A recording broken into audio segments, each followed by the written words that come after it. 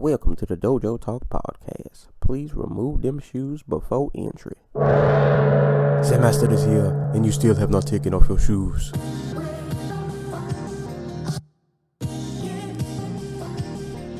Yeah.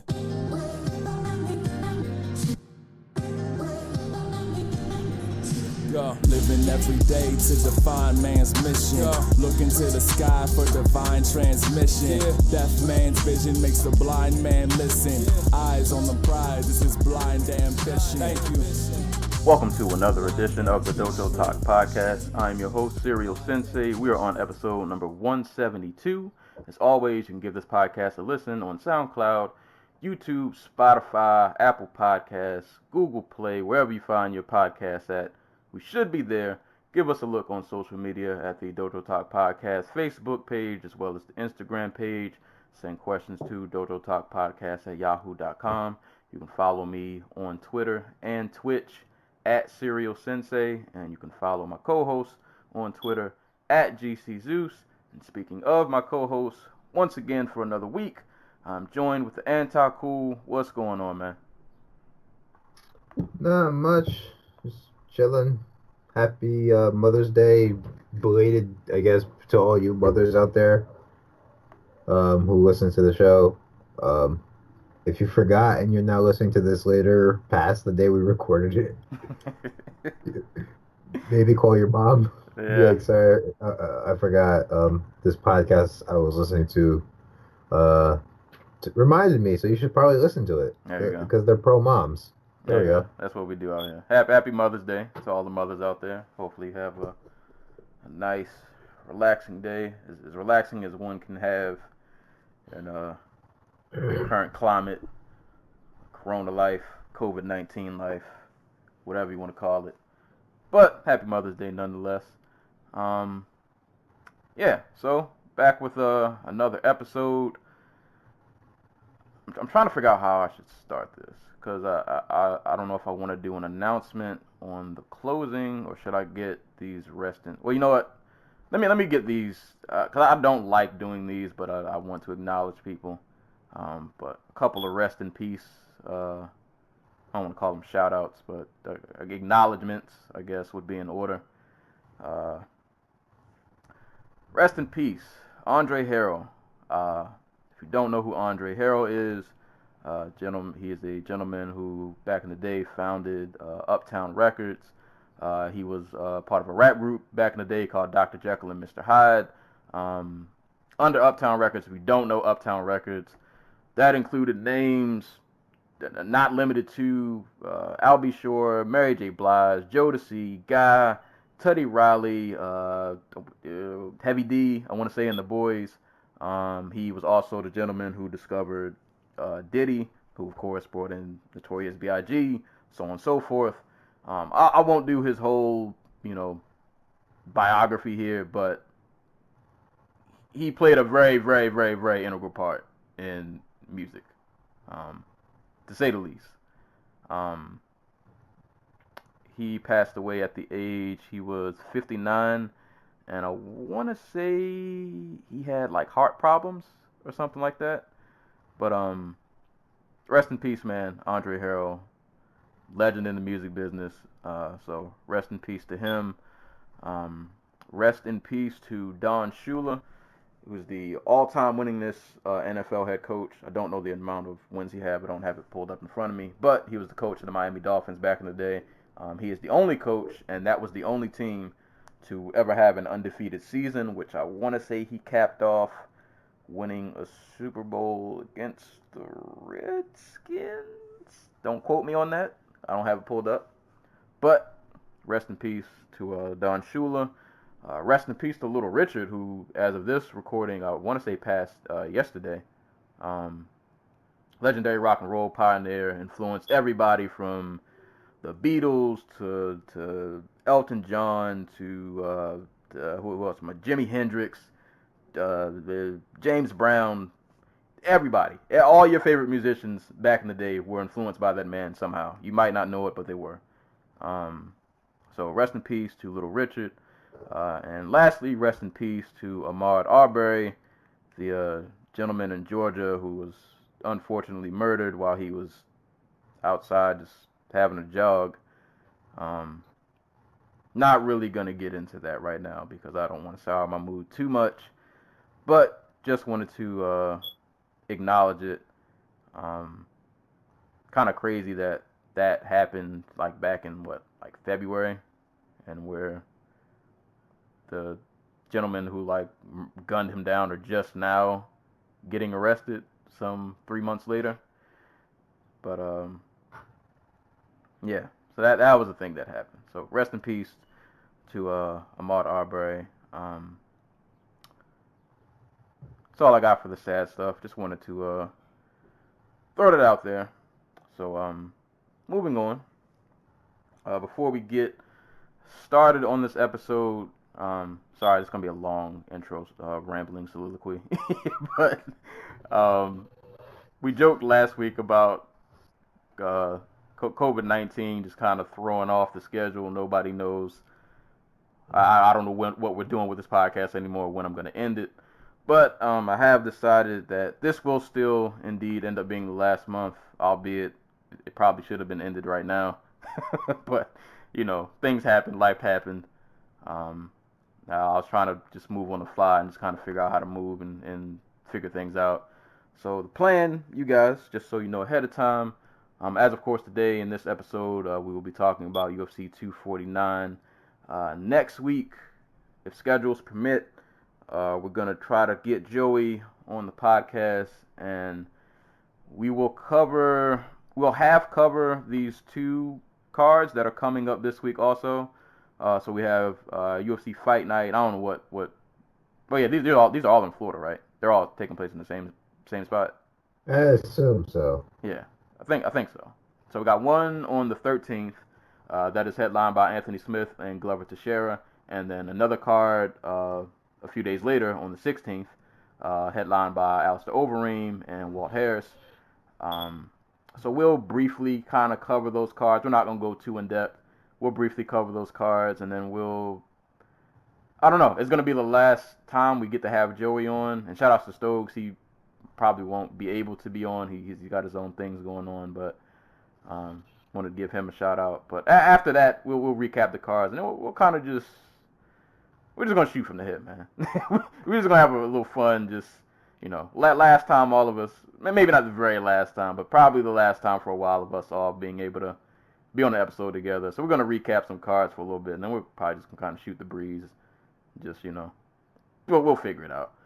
And then the following week, or possibly the week after, the Anti-Cool and I will close out with our very last episode, which, if things go accordingly, my birthday is on May 27th, and I will release the episode on the day of my birthday. And then that'll be the last episode of the Dojo Talk Podcast. There are a few fights that will bring me out of retirement, which I guess I'll mention on the last episode. But as of now, by the end of this month, this will be pretty much the end of the Dojo Talk Podcast. But I'll save all my shout-outs and thank yous for later, because we're not at the end yet.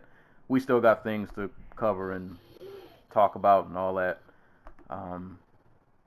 So, I've been rambling a lot, so I'm going to shut up.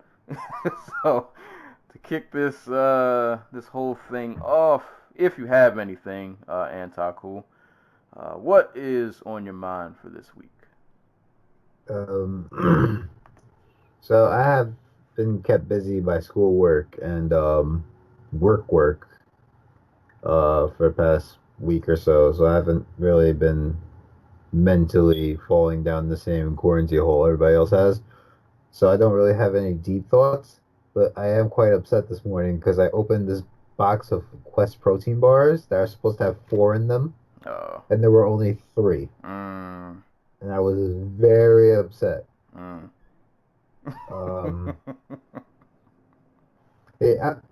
of that, it's been a pretty good week. I bought an office chair for my room. Hey. So I am no longer hunched over on my computer doing this podcast. Keep the posture right. I'm laying back. I don't know if that's correct posture, but I got my feet up. This chair has permanent lean to it because I think I put it up wrong, but I'm fine with that because I'm against the wall. Um, and I bought a fan. So, you know, it's the little things. It is. It is. I've been trying to keep track of the little things myself during this. Treat myself to the little things while we're in this quarantine. I bought myself a new shirt. I got myself a little Bruce Lee shirt and a keychain. Haven't wore it yet, but I got it. It's there. It's in the closet, so I feel good about it. Probably try to get me some shoes this week. Um, but yeah, if you can, if you're able during this quarantine, try to treat yourself to some just the little things. You don't got to do anything major, buy anything major. Just get yourself a new shirt, some new socks. I don't know, new cologne, something small, something to keep your spirits lifted a little bit. Um, that's all you got. All you got for the week. Yeah. And I got a lot to say about the UFC, but we're going to talk about that at length, so. Yeah. All right, so I got two things on my mind for the week. Both lighthearted, and I don't really have to spend a lot of time on either of these. So the first thing on my mind this week that I just recently discovered as of yesterday. So I have a lot of, not a lot, but a few streaming services that I pay for that I don't use. I just got rid of the Zone. Shout out to them. I got tired of them sending me that email that I just, they just took their little $9.99 or whatever from me, and I was like, I don't even use this. So I got rid of the Zone. Not bringing them back probably for a long time. But I do still like use Fight Pass every now and again. Like as much as I trash Fight Pass because it is still really clunky even when they updated it. I still do use it. There are a ton of fights on there. I like going back and reliving the WEC days, or just doing like little random fight research here and there. But what I did not know about Fight Pass is I didn't know that they had movies. They do? Yes. So I'm on Fight Pass yesterday. I was actually waiting for the prelims to start, and that was taking forever. And I scrolled down the homepage, and I see Fight Pass movies. And I'm thinking, like, at first when I scrolled, like, they have their own, like, original shows. Like, and they're all, like, fight-related shows. Like, little countdown shows, and I forgot. There's another one. I think they were advertising it during yesterday. I know you saw the commercial, right, with Nick Diaz and what's the other guy's name?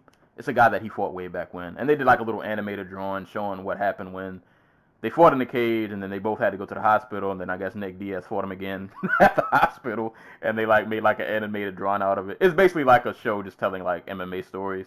Is that KJ Nunes? No, it wasn't KJ. It was I can't remember. They showed that commercial like 20 times. It was the Elite XC thing. I remember. I can't. Oh, was it Mayhem Miller? No, it wasn't Mayhem. I know the name when I hear it, but it wasn't. I can't remember. But God, I remember that. That's it. Hold up. The Anime Tales of Nick Diaz. Joe Riggs. There we go. There you go. That's what it was. Yeah. So like that show. But then I saw that they have movies. They have old martial arts movies on Fight Pass. And the first movie that I saw on the list was 36 Chamber Shaolin. And I was like, oh, okay, they don't just have any movies. They got like some classics on here. So if you scroll through the Fight Pass like movie library, if you're somebody who enjoys like those really old school martial arts flicks, man, they had 36 Chamber Shaolin, Disciples of the 36 Chamber. I want to say they had Five Deadly Venoms, Flying Guillotine 1 and 2, a few other movies that I had never heard of, but I'm not gonna lie, like I might have to have a little little bench session on some of those. So I grew up watching a lot of those. So as much as I trash Fight Pass, I'll give them a thumbs up on that one. I thought that's a nice touch. I don't know how they inked that deal or how that partnership got started, but I like it. Throw the martial arts movies on a fight, streaming service. Why not? I'm not mad at it. And the other thing on my mind real quick, did you happen to catch or hear about any of the Xbox Series X presentation? No. All right. So I'll run through this really quick. for those who aren't gamers, Xbox Series X will be the next generation of video games. This will be all the new consoles that I guess are coming out either the end of this year or early next year. So those next gen are pretty much just, the new Xbox and the PS5. I'm not an Xbox guy, but I wanted to watch the presentation anyway, just to see like what they had going on. And I feel like I was bamboozled. So I cut on this presentation. It's only like a 23-minute, not that long, under half an hour presentation. A little presenter dude is giving the rundown of what we're gonna see, and I keep hearing the words, "We're gonna show you guys the next gen gameplay of all the new games coming to Xbox." And I'm like, all right, gameplay, yes, let's do it. Let's see what y'all got. Oh, I know what you're talking about. And then I proceed to see a lot of trailers that don't really have gameplay. Like some of them did, but some of them didn't have any gameplay at all. And then the one that I know everybody wanted to see gameplay for, they absolutely had zero gameplay footage for. And that was Assassin's Creed Valhalla, if that's how I'm saying it, which looks like a wild Assassin's Creed game. They didn't went from, like, these are Vikings. It's like God of War. Like, I don't know what Assassin's Creed has turned into. But I don't know how I felt about that presentation. Like, there were some games that looked cool. This game called Bright Memory Infinite. I'm not really a first-person shooter guy anymore, but that game looked decent. They had some horror game called The Medium, and that has music composed by the guy who did Silent Hill. Another game called like Scorn, and then they had it was this little anime-looking game called like Nexus. I cannot remember the name of it, but it looked cool. But there was like nothing that really made me like, I would buy an Xbox because of that. And I don't know. Like, the presentation wasn't bad, but it felt a little just meh. It was a little I don't know. I felt like because you're leading into the next generation, like, I know you're not going to come with all the super heavy hitters, but I was just expecting a little more. I just think if the Assassin's Creed trailer would have stuck the landing, it would have been fine. But that had like zero gameplay footage. And I was like, okay, well, you guys promised me gameplay footage, and then you showed me a bunch of theatrical trailers, so I feel like I've been hoodwinked. Yeah, I heard about. I didn't know that was what that was about. I'm sorry. I saw news about like the Assassin's Creed trailer, not the gameplay trailer that had no gameplay in it. I think Jim Sterling did a video on it on YouTube. But apparently the director for the game was like, he was trying to temper expectations, be like, it's not really gameplay. Like, he didn't say explicitly, but he was like hinting that it's not really gameplay trailer. And then he had to come out and be like, oh, our marketing will be better. So, Yeah, they I'm sorry. They lied. They lied. Like, explicitly lied. But, excuse me. I don't know, man. Like I said, I'm not an Xbox guy, really. So, I wasn't really going to buy this anyway. But I still just wanted to at least see what they had. See what was going on. And, like, I saw a few things that looked okay, but... Yeah. And some of those games, to be honest, didn't look what I would think, like, a next gen would look like. A lot of those games look like they could come out now. But that's neither here nor there. I'll leave it alone. I won't continue to beat a dead horse. But hey, if we're being real, like Ubisoft, I think publishes Assassin's Creed, right? Yeah. Like, remember when they did the trailer for Watch Dogs? Oh man. And then that game looked nothing like what the cinematic trailer was. So yeah. Bro, that is one of the few video game purchases that I can think of that I actually regret. Like, I remember how hype I was to play that, and I remember buying it and coming home. And like when you really want to like something, like you try to like it, it's like, this is trash. And yeah. No bueno. No bueno. Part 3 looks interesting, but I'm skeptical because of what Part 1 did to me, and I never played 2. They said 2 got better, but I don't know. 2 was like a legitimately good game. Alright. Yeah, see, I never went back to play 2. One burned me too bad, and I felt betrayed. But we'll see. I got hopes for 3. 3 looks promising if they pull it off right. So we'll see. But that was just my little spiel of. And I'll give a. Well, you know what? I'll save that for shoutouts because I don't have a shoutout. So I'll hold my final thought. But yeah, that's all I got for what's on my mind this week. Nothing too crazy. Life's been okay. I'm getting by. Finding little things to keep me entertained during this quarantine and all that. So, moving on to news and notes, which I didn't really write a lot. Like me and you talked beforehand of this recording. Just lately, I've been feeling really detached from like the world of sports. Like certain things, just I see it, and it's kind of one ear and out the other, and it's not hitting like it normally does. Like even this card, which we'll get to later, I enjoyed it. Like I had a good time watching most of it, minus a few fights here and there that we'll probably get to. But it just didn't. I don't know. Things just aren't really hitting for me the way they used to. Like so something's missing. I don't even know if it's just because of the quarantine or if it's something else, but I just don't find myself getting as excited about a lot of these fights as I was before. But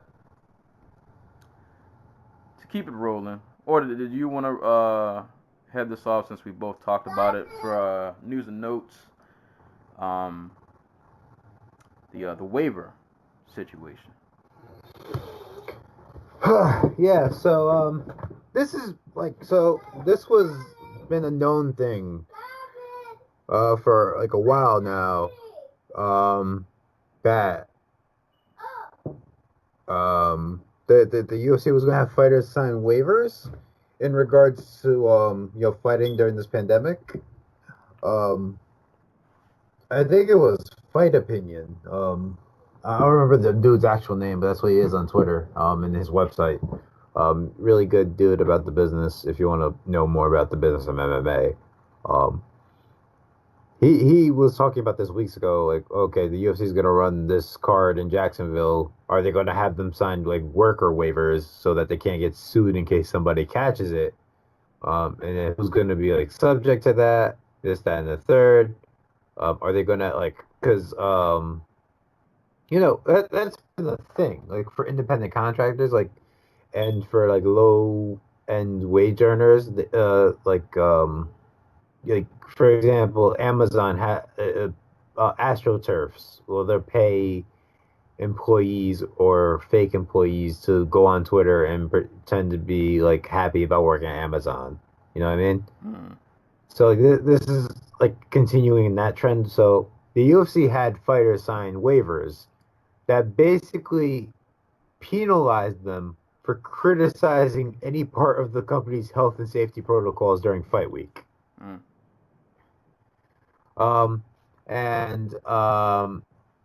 So we everybody knew this was a thing. Nobody knew the specifics, but it kind of broke earlier in the day because Steven Espinoza, president of Showtime Sports, came out on Twitter and was like, I actually have the tweet right in front of me. It's because they were required to sign a document which says that they can lose their whole purse and bonuses if they want to say anything negative about the COVID protocols. Immediately after, during the card, the story broke on Yahoo Sports, who called Dana White and confirmed the UFC's deal with the fighters includes an anti-disparagement clause, which he said is included in all the company's contracts, which is not true because the UFC didn't have COVID-19 protocol until this week, or this past week, which is both you. So a journalist, I think it was actually the Fight Opinions guy, managed to get a copy of it. I don't think he could post it up without like giving away who gave it to him. So, but he was tweeting out about like parts of it. He's like, this thing is several pages long, and if the UFC gave it to fighters like as soon as they showed up for like check in or whatever during fight week, There's no way they read it. Mm-mm. So And it's that's bad. the thing. It's bad. It's bad. And Dana White in the post-fight post-fight show basically called Stephen Espinosa a scumbag lawyer and a liar who doesn't know what he's talking about, even though moments later he would go on to confirm. Hold up. If a fighter says something that isn't true, if he says we didn't test anyone for this, that would violate the agreement. But if he says something that was true, his opinion, then that's different. But that's bullshit. They have parts of it here. If a participant is a fighter, and the participant hereby acknowledges and agrees that in the event that the participant breaches this paragraph 7, the company may revoke all or any part of any prize monies and awards won by the participant in connection with the activities, including but not limited to purses with win bonuses, other fight-related bonuses, and event merchandise-based royalties.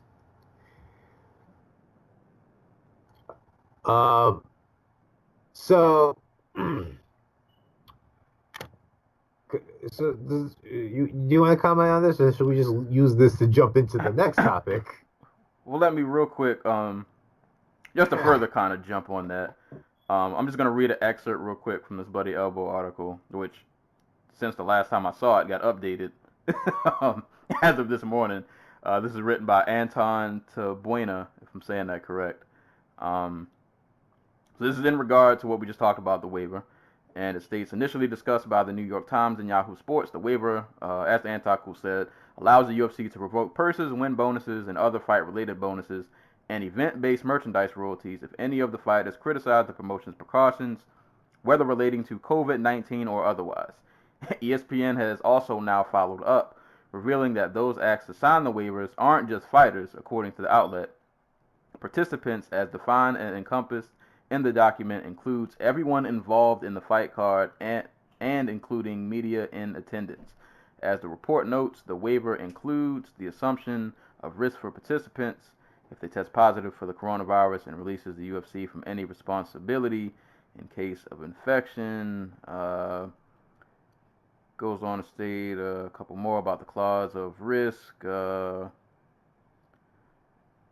as previously reported, if fighters, staff, and even media, where people are supposed to get news and information from, aren't happy with any of the health protocols, they will have waived their right to speak about it. If any of them contracts COVID-19, they also can't sue the UFC for it. Which, as the next paragraph of this article pretty much goes right into the next topic, which I'll let you head off. So, I feel like we show some. I think you mentioned it, but like it was not just fighters; it was staffers, media, and media. So, if you were at this show and you signed this waiver, if you were in the building, you are nothing but public relations for the UFC, and you're not getting paid for it. So, from the media to the janitor to if you were in the building, you couldn't say anything. Yeah, so you're not a real journalist anymore. So. I don't make the rules. That's just how it goes. So a fighter did test positive this week. Jacare Souza, the guy who I think the last time we were on the show, we talked about how he was training in his garage with like 3 of his buddies for this card because his gym was closed. Who does not live too far. He's in Florida now, if I'm remembering correctly. But he tested positive on Friday. Apparently, the UFC did a swab test, an antibody test, and an antigen test on Wednesday, and all those came back negative, and they tested him again on Friday, and it ended up being positive.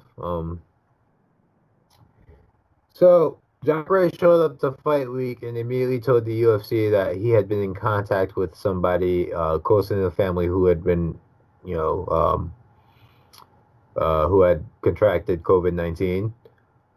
The UFC claims they immediately put him in isolation for a few days. If you watch the weigh-ins on Friday, you'll see that he is standing pretty far apart from Uriah Hall, who is also wearing a mask. I'm assuming they told Hall. I don't have like confirmation on that because I don't think any other fighter showed up with a mask. Maybe Greg Hardy did. I think one of the heavyweights did. I don't remember who. But that they claim that they had Jacare in isolation until Friday, which is wild because if you go because Danny Segura of I want to say it's MMAfighting.com tweeted out that Jacare had posted a video of him hanging out in the back in the hotel lobby with Jacare and and all of his cornermen, two of which also ended up having coronavirus. So that's three people, and then they're all in the back, and they're all just hanging out together. To his credit, Jacare is wearing a mask in the video, but who knows? Like, he's touching his face. Did he remove the mask at any point? Blah blah blah. This, then the third. And then and when they came out that Jacare and his cornerman had the coronavirus, Dana White proceeded to pat himself on the back and say, "Yeah, we expected somebody to show up with it," which is some ridiculous goalpost moving if I've ever seen it. Because like you can claim that Jacare was in isolation, but like this dude had to make weight on Friday, right? Yep. He had to eat, so he had to train. He had to. There's no way he was just in his hotel room for 2 days straight. So, what facilities did he use? Did he use the elevator? Did he eat breakfast downstairs? Did he go out shopping? Did he interact at all with any of the hotel staff? Did they alert the hotel that he was staying in that he might have the disease? Right, and then you got to extend that to his cornerman, they knew that Jacare came in contact with somebody. Did they isolate his cornerman? Yeah, who did they come in contact with? Or were they just like wilding out in Jacksonville? Because they're in the video, we see them like just they're arm in arm with like Verdum's cornermen. Did Jacare interact with any UFC staff? It's a lot. It's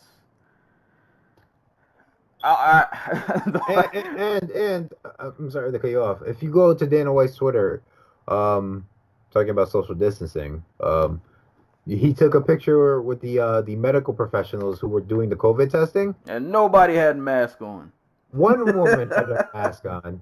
Out of 7 workers, none of them were wearing gloves. They were all arm in arm after doing the testing with Dana White. And we'll get back to Dana in a second. But like that tells me that like that hints that they might be very lax. When they were administering these tests, were they changing gloves? Because they were testing fighters one after the other. You know what I mean? Or were they wearing gloves at all? This tells me, and I hate to even joke about this, but I was thinking about it the whole night I was watching. I was like, brother, everybody's breathing Rona on each other in here. Like, 2 weeks from now, by the time we put out another episode, we're going to find out like 6 more people from this card. Probably got it. If not more. So here's the thing. Like, there's a decent chance that it might be a cornerman. There's a decent chance it might just be like some lowly fucking hotel staff worker who doesn't have the recourses to like, miss a weekend at this hotel. Right.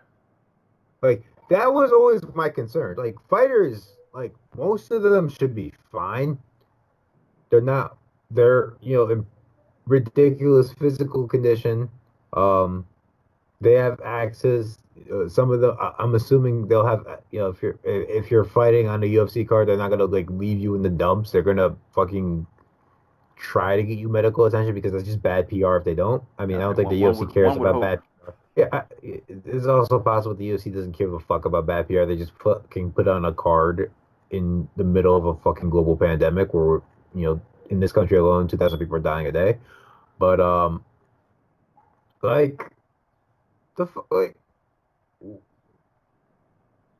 the hell? Like, where are they going with this? But, like, I'm assuming, like, my worry was that it's going to infect people in the Jacksonville area. Like, God Florida's already wilding out enough. Yeah, like Florida's a shit show, and I know this because I have family down there.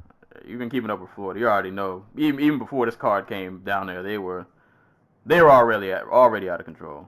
So like this is all Linda McMahon's fault, by the way. If we can't not ever forget that. And her $18 million to bribe the governor of Florida, even though I don't think he needed much of a bribe. I think he was just done. I think he's just stupid.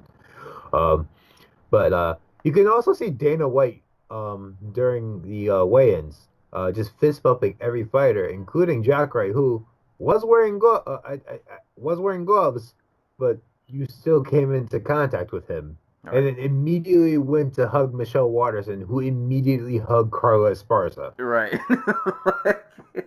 There was no social distancing going on other than them having, I guess, Rogan and them sitting at separate tables. Which was wild because in the pre-show they were all standing right next to each other. Yeah. And it's like, what are we doing here? Like, what are we doing? Okay, so here's another question I have. Did they disinfect the cage in between fights? Because which I doubt it, but did they do it? Not at all, because that flow was like one fight right after the other. So like, if a fighter did contract something from Jacare or one of his cornermen, or even backtrack. The UFC is incredibly lucky that Jacare disclosed. Like, obviously, Jacare shouldn't have made the trip. He should have told the UFC before time. Maybe they would have sent somebody to his house to test him. I don't know. I can't really blame Jacare because, like, you tell a dude that if he shows up to this date, he's going to get, like, $250,000, which I think is, like, somewhere near what Jacare's base pay is. He's going to show up. He's got bills to pay, like Dana White said. But like they're super lucky Jacare disclosed because if he hadn't, he would have been walking around Jacksonville,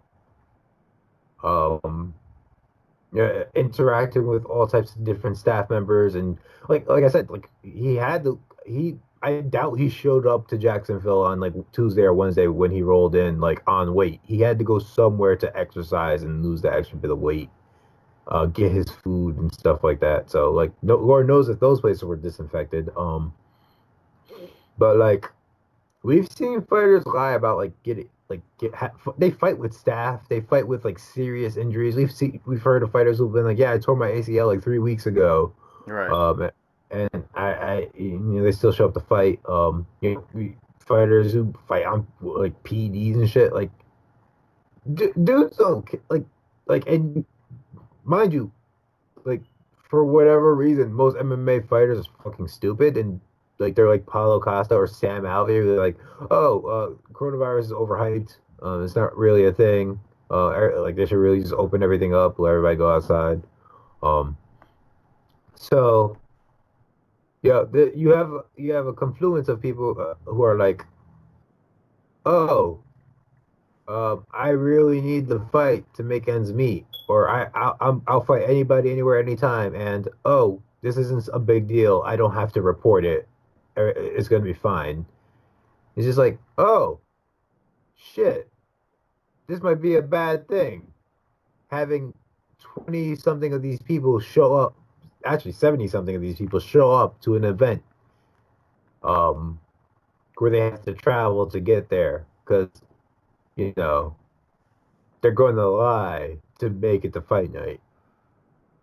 So they're really lucky that Jacare disclosed. Like, and incredibly lucky. And they still fucked it up. Yeah, I was going to say, that's the bad part. It's still terrible. And the worst part is, yeah, like you said, a lot of these fighters might, if they get it, and I wouldn't wish that on anybody. I hope, if anybody gets it, I hope they make it out okay. And like I said, most of them, I would hope, and probably much better physical condition than most of us, than the average person, considering they're athletes. So you would like to think that they'd be able to pull through this, but we still don't know if some of these guys have any underlying health conditions, like asthma. We know Greg Hardy has asthma. He's walking around here fist bumping people. Who knows who else in that building might have had some underlying health condition that none of us know about. Like, it's like the fighter, you might make it out okay, but the next person that you might pass it to, they might not be so okay. And it's, I don't know, man. Like, and I know there's somebody saying, well, like, if you guys feel that way, then why did you watch the card? Listen, man. Whether or not I watch this card, it's not going to change the fact that this happened anyway. Like, whatever. I mean, pay for it. Yeah, like, what do you want me to do? Like, I just want people to be okay. I'm not I don't want nobody to lose their job. I don't want anything bad to happen to anybody. I just want people to be okay. Like, at bare minimum, as much as I was against them having this card, if you're gonna do it, just at least make it look like you're trying to have some sort of safety protocol. Because everybody's still walking down the ramp neck and neck together. People still fist bumping. Why is the ring girl out there? Why did y'all bring her out here to hold a number? She don't need to be there.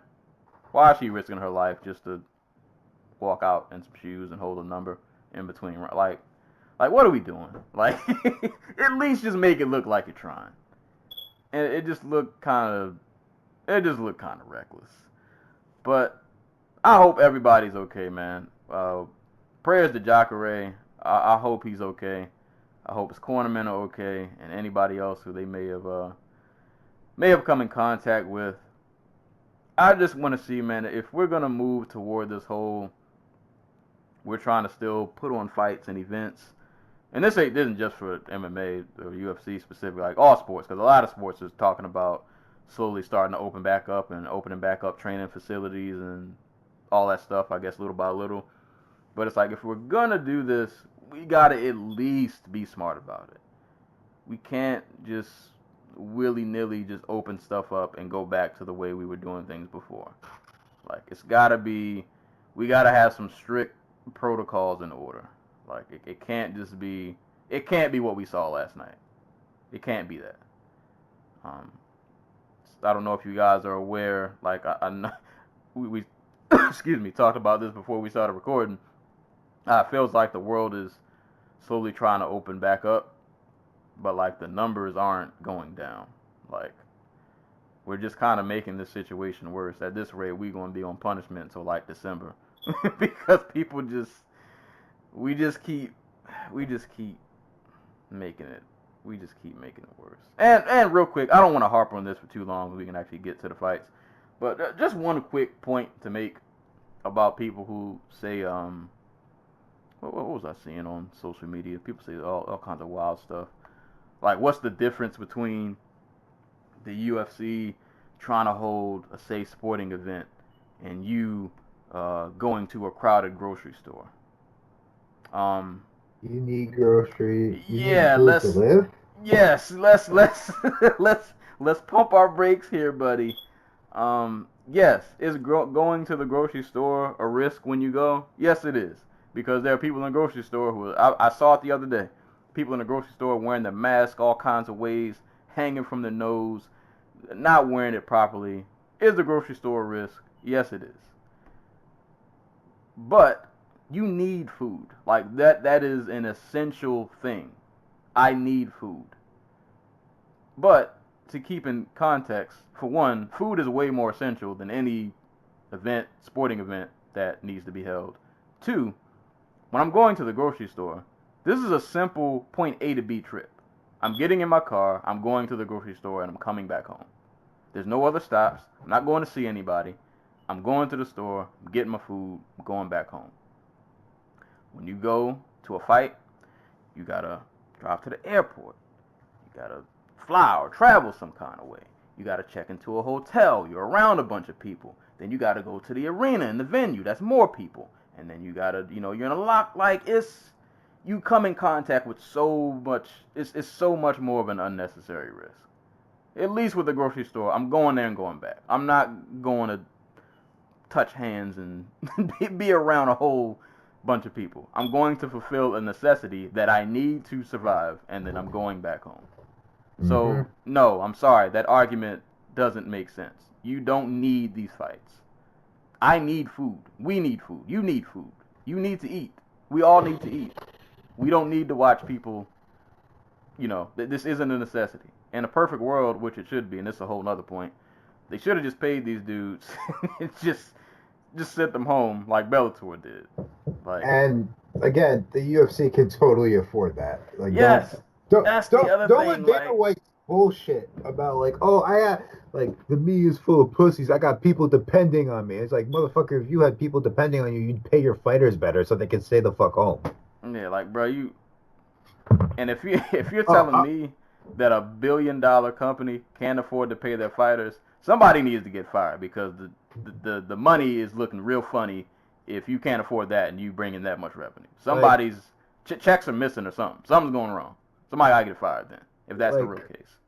I hate to keep coming back to this, but like, it just shows how fucked are like the system in which this is, because like these fighters have to do this because like they still have mortgages to pay, but like everything's closed. Like, it's so fucking stupid. It's a microcosm of like the country at large. It's not really even just a UFC problem. It's in that regard, I can't even really like be mad at the fighters. Oh yeah, like, you gotta. They gotta exist. Yeah, I still gotta live. There's no safety net for them or any of us, really. Like, right. Yeah, I mean, like, certain companies are like, letting you defer payments and whatever. But you all know that's gonna come back on the back end at some point. They're not just going. You're not just gonna get a sympathy waiver.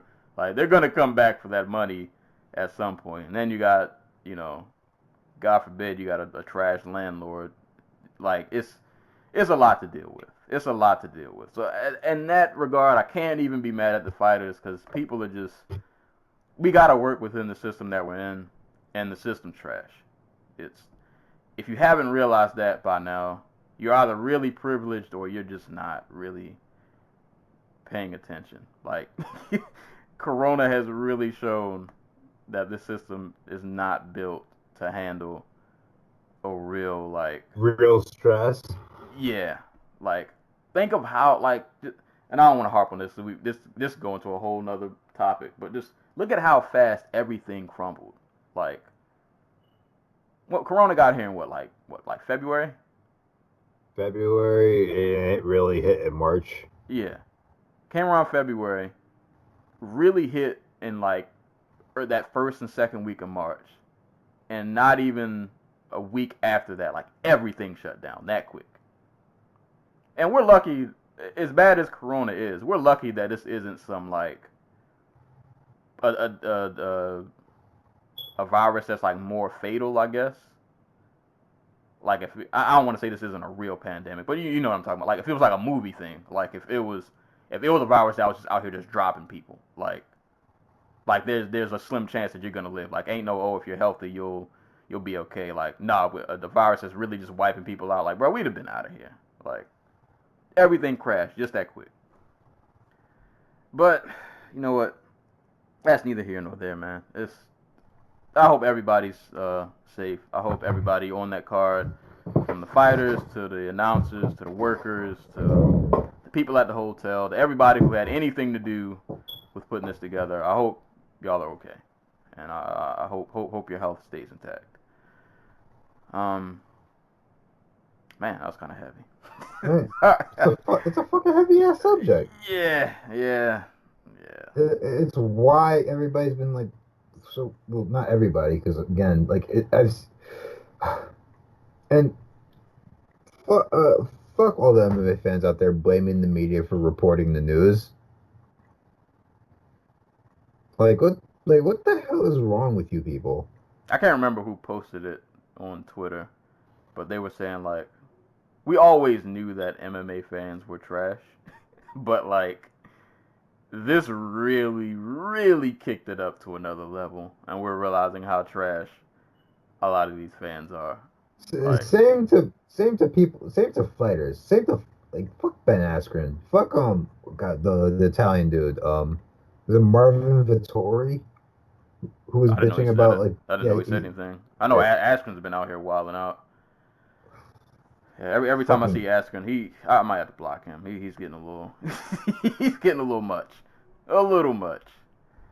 Like you like, do these people really think that like the bloody elbow or MMA fighting or fucking the low kick site really just wants to fucking get cards for canceled? Because like, you know, it's not like they make their money on this shit. Like, it's so stupid. I posted this on Twitter. This coronavirus has made me realize that the 90% of the world, y'all are the dumb people in all of the like the world-ending movies. Yeah. Like y'all are all of, and like it's weird. Like you'll watch a movie like that, and be watching from home and be like, why didn't y'all listen to the scientist? He told y'all XY, and y'all are doing exactly what they were doing right now. Exactly the same thing. Not listening, not taking it serious. That's y'all. Y'all are in the movie. That's y'all. Y'all are those people in the movie that are dumb and just, I don't know. Yeah. I don't know, man. But you know what, man? Let's just get to it. Let's get to the actual fight so we can have something actually halfway entertaining to talk about, man. So moving on. It was, in all fairness, a very entertaining card, and it was booked to be one. It had a lot of really good matchups. Outside of two.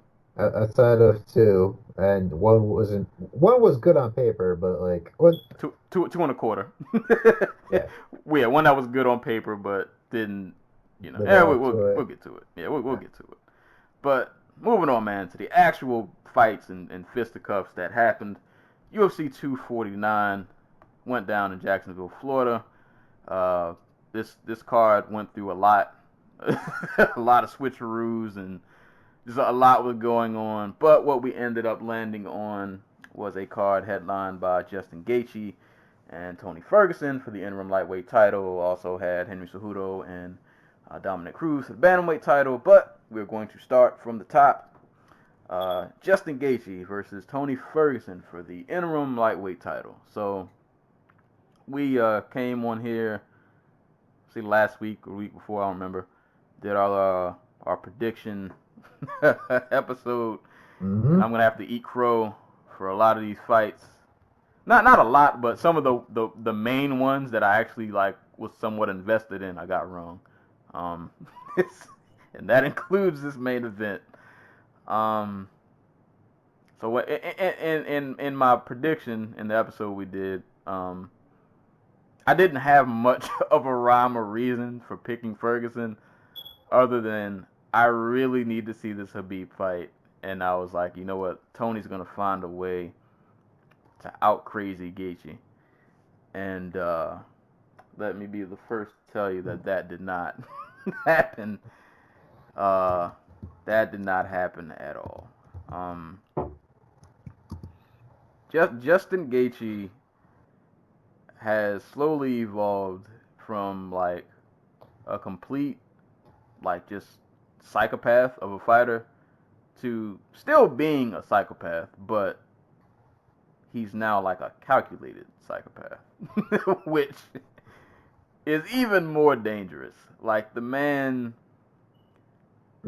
the longer this fight went on, the more I realized, like, oh, Tony, this isn't a good matchup for you. Because, one, Gaethje has shown within, like, his last probably about 2 to 3, maybe even 3 to 4 fights, he's a lot more measured now. He's taking his time. He's picking his shots. But he's still, like, absurdly violent. So you can either fight the fight at two paces. You can either try to go all out, which against him is never a good idea, because we saw how he was back in WSOF. We saw how he was in his early UFC days. The man can just go. If you want to crack for 25 minutes, he can just go. And one of y'all is going to die. Or you can try to fight at a measured pace, which we saw in this fight. He's going to box your face off. Because for all of the craziness that he is, he still has, like, very good technique. Like, he had good head movement in this fight. I wish I could have counted the amount of times that he caught Tony with that right hand. Like, he was blasting Tony with that right hand over and over and over again. Chopped him down with leg kicks. in addition to being tough himself, Tony caught him with some good shots at the end of I think that was the second when he caught him with the uppercut and dropped him. Tony had like that one moment. I was like, all right, Tony, there we go, some momentum. And then that didn't mean anything. Well, Gaethje got right back up, and I'm like, okay, he's not hurt. He's just he just got like drops. Yeah, like he got caught with a good one. He got caught with a good one, but he was still like he a was punch still there. that should have knocked him out, if we're being honest. Yeah, because like his eyes went like straight up, but like he just got up, like it was like, all right, that happened. Yeah, and came back and just.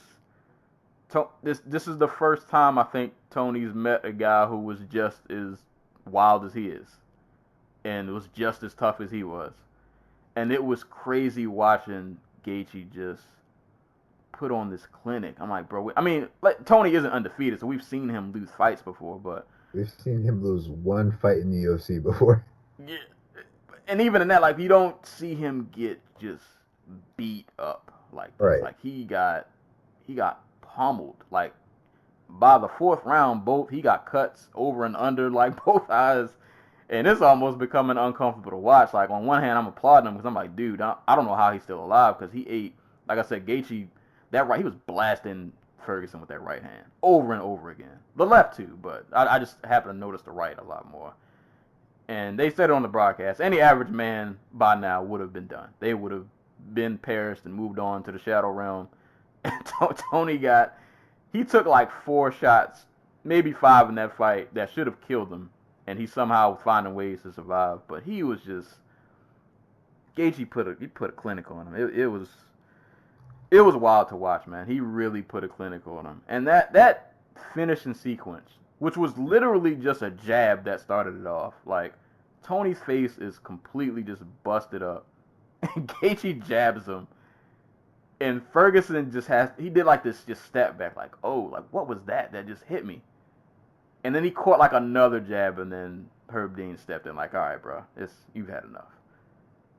And it was just, I have no words. If we're being honest, Tony's team probably should have pulled him after the 4th round. Yeah. Yeah. Dude just looked flat.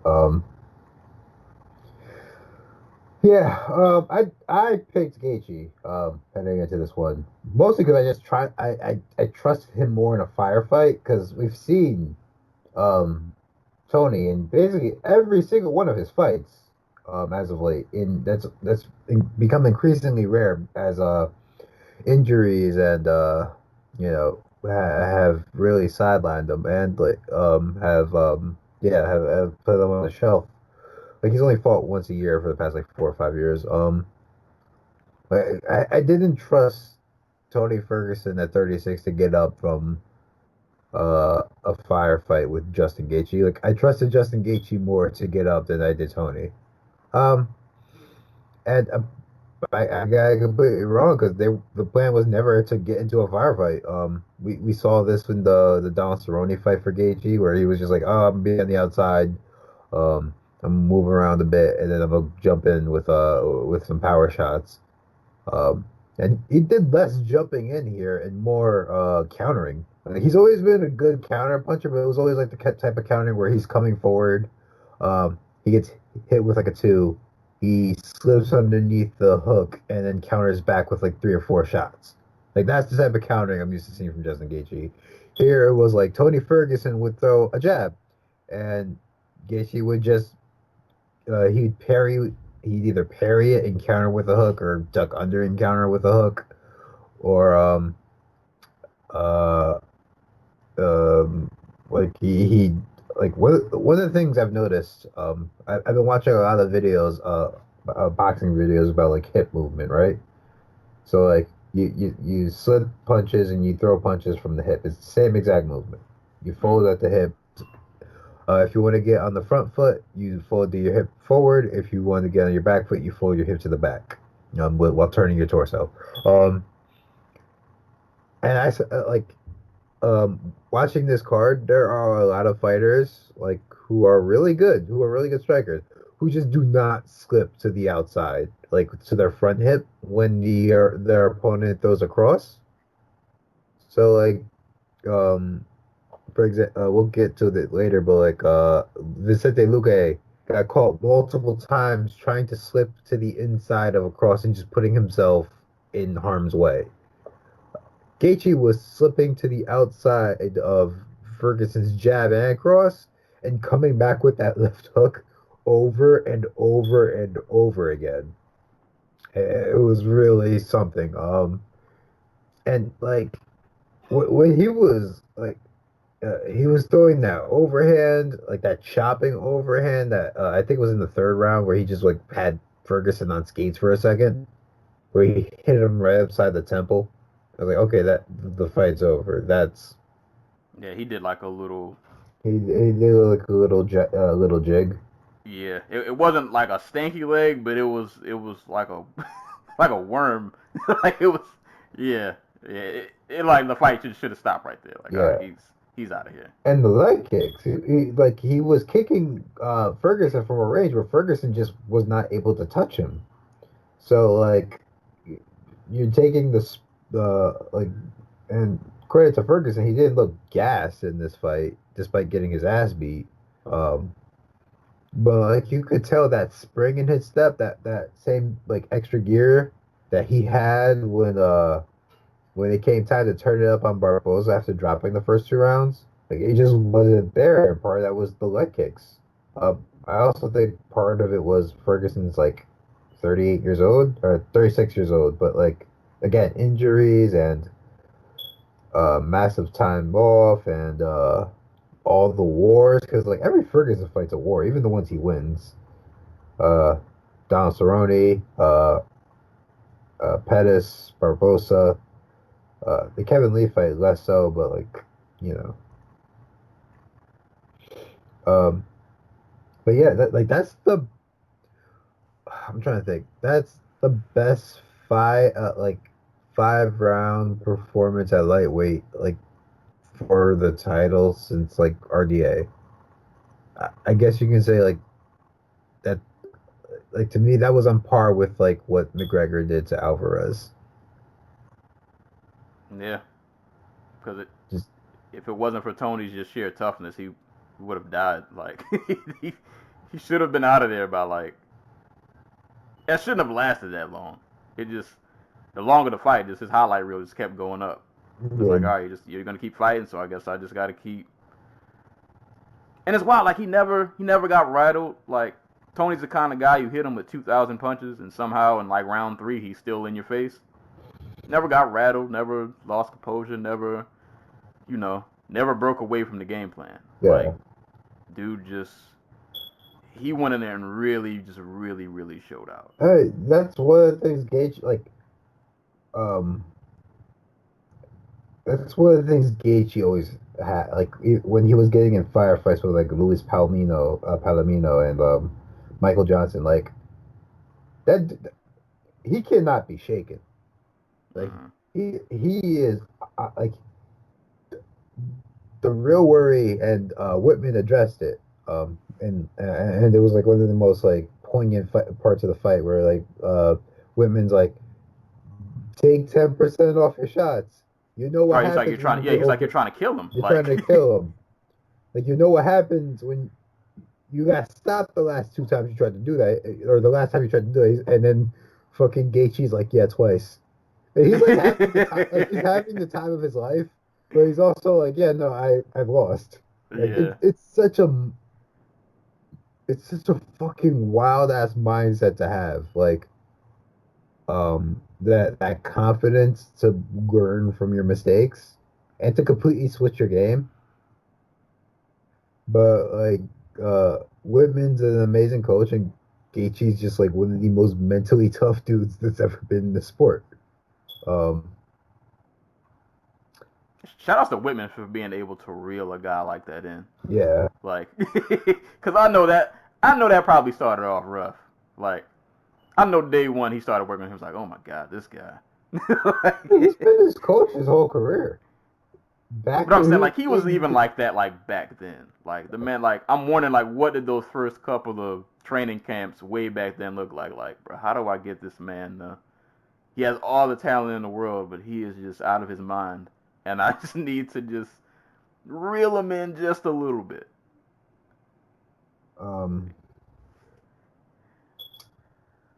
What else? He jabbed in this fight. Like, it took him 3.5 rounds to do it, but he, like, sometime in the 4th round, he just started jabbing at Tony Ferguson. I'm like, wait, where the fuck did that come from? I feel like every time he jabbed him, Tony had to spit out blood. Like, because he was sticking them with the jabs. Like, he was sticking them when he landed. Right, it is wild, man. Never seen Tony take that kind of a beatdown, and it wasn't even like one of those fights where you'd be like, oh well, he might have won round 3. Like, no, he didn't. Like, the only round that I could see anybody giving him is the second one because of the knockdown. But even then, he was losing that round up to that moment. Right. So so even if you want to be generous and give him that round, he clearly lost the rest of them. Clearly lost the rest of them. Well, yeah, Eddie Bravo in his fucking ear telling him, you have to go for an Imanari roll in the 3rd round after getting, like, the crap beat out of him. And it's just like, dude, you are way too late for that. Them leg kicks, all that damage. Imanari should have came round 1, round 2. Yeah, round 3 when I got, like, 4 cuts on my eye, and I've been getting pummeled. Like, yes, it's a little too late for that one, buddy. Yeah. He tried it, though. Didn't amount to nothing. Yeah. Didn't even come close, really, but he tried it. I've seen some talk about people being like, "Oh, this was in part due because he made weight apparently like 2 weeks ago when the 2 or 3 weeks ago when the original UFC 249 was supposed to happen. Yeah. Because Tony Ferguson's a psychopath, and he's like, I'll go whenever. And he decided that he was going to cut the weight down to 155, and he is a big 155er. Tall. He looks lean, and he is lean, but he's obviously really strong. So, like, it wouldn't surprise me if he walks around, like, the high 170s. So he has been training near on weight for, like, 3 weeks. So, he's 36. Like, there's a reason guys at lightweight don't win the title at this age. Most of them win it in their late 20s. But, like, I don't see that playing as much as a factor as just all the damage he was taking. It doesn't have to be one or the other. But like that style was just perfect. The way that Justin Gaethje fought for taking out Tony Ferguson. There's something to be said about the fact that Ferguson was training for like a wrestler. Yeah, that too. But I'm not going to make any excuses for him. Right. You were probably right in the beginning of the assessment when we did the when we did the prediction episode. This probably just wasn't a good match for Tony. Like this. Yeah. I mean, think about it. Like, how many, like, we know that Pettis can pop, but like, how many dudes from just like, how many dudes got has Tony Ferguson fought that have just had pop, like legit pop, like one hitter quitter? It's like pound for pound, like power. Right. Like the last dude he fought like that was maybe Michael Johnson. Like RDA hits pretty hard, but like he was also fighting him at altitude after he got knocked out like 2 months earlier. We talked about Pettis, and Pettis broke his hand in that fight, if I remember correctly. And also Pettis cannot pivot for his life, so he was just fighting like backwards that entire fight, or for long stretches of that fight. Like Donald Cerrone can rock people, but like he's not Justin Gaethje. Yeah. And Justin has it in both hands. So like Justin Gaethje has that like Gennady Golovkin type power, where like he just looks like he's hitting somebody with a brick. Every time. Every time. Every single time. It doesn't matter if it's fucking cross, an overhand, a hook, a jab. It just looks like it hurts. Um, but yeah. So I know everybody's sad that Ferguson Nurmagomedov isn't happening, but I think Gaethje Nurmagomedov is a better fight. I just don't think Khabib's gonna take it. I think he might retire, to be honest with you. Like he has all the money in the world. Nah, he Um, better not. He better not dodge this smoke. uh, He like better not dodge it this smoke. sounded like Ferguson was the last fight he wanted. Like before, like because he wanted to retire by his dad wanted him to retire by the time he's 30. His dad's reportedly sick and in the hospital. Um, he has a family now. I think he's got kids. A kid, he might have more than one. Um, and he's wildly popular in his home country and home region. So, like, would you want to fight Justin Gaethje? I mean, I don't think anybody. Well, probably Tony because he's wild, but everybody else, I don't think any of us want to fight Justin Gaethje. It's not a phone call you really look forward to. But I just feel like after a performance like that, like you can't not take that. I mean, his first tweet after the fight, Khabib was no comment or something like that. So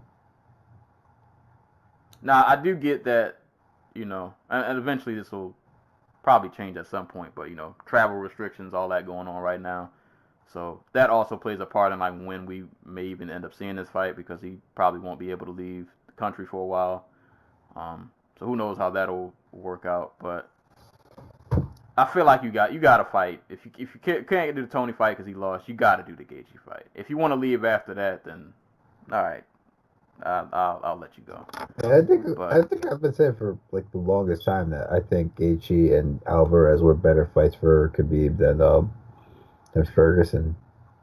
Or harder fights for Khabib than Ferguson. I think Ferguson probably just got like laid on, to be honest with you.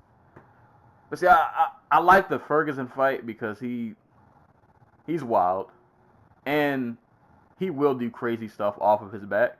I mean, he will, but like, will it work? Yeah. But like it's like the threat is at least. If we're being honest, he lost to Danny Castillo. But I'm like the threat is at least there. Yeah. Because I don't know if Gaethje will get laid and prayed. But I'm like, if he does end up on his back, what's the chances we're going to see Gaethje throw up a triangle?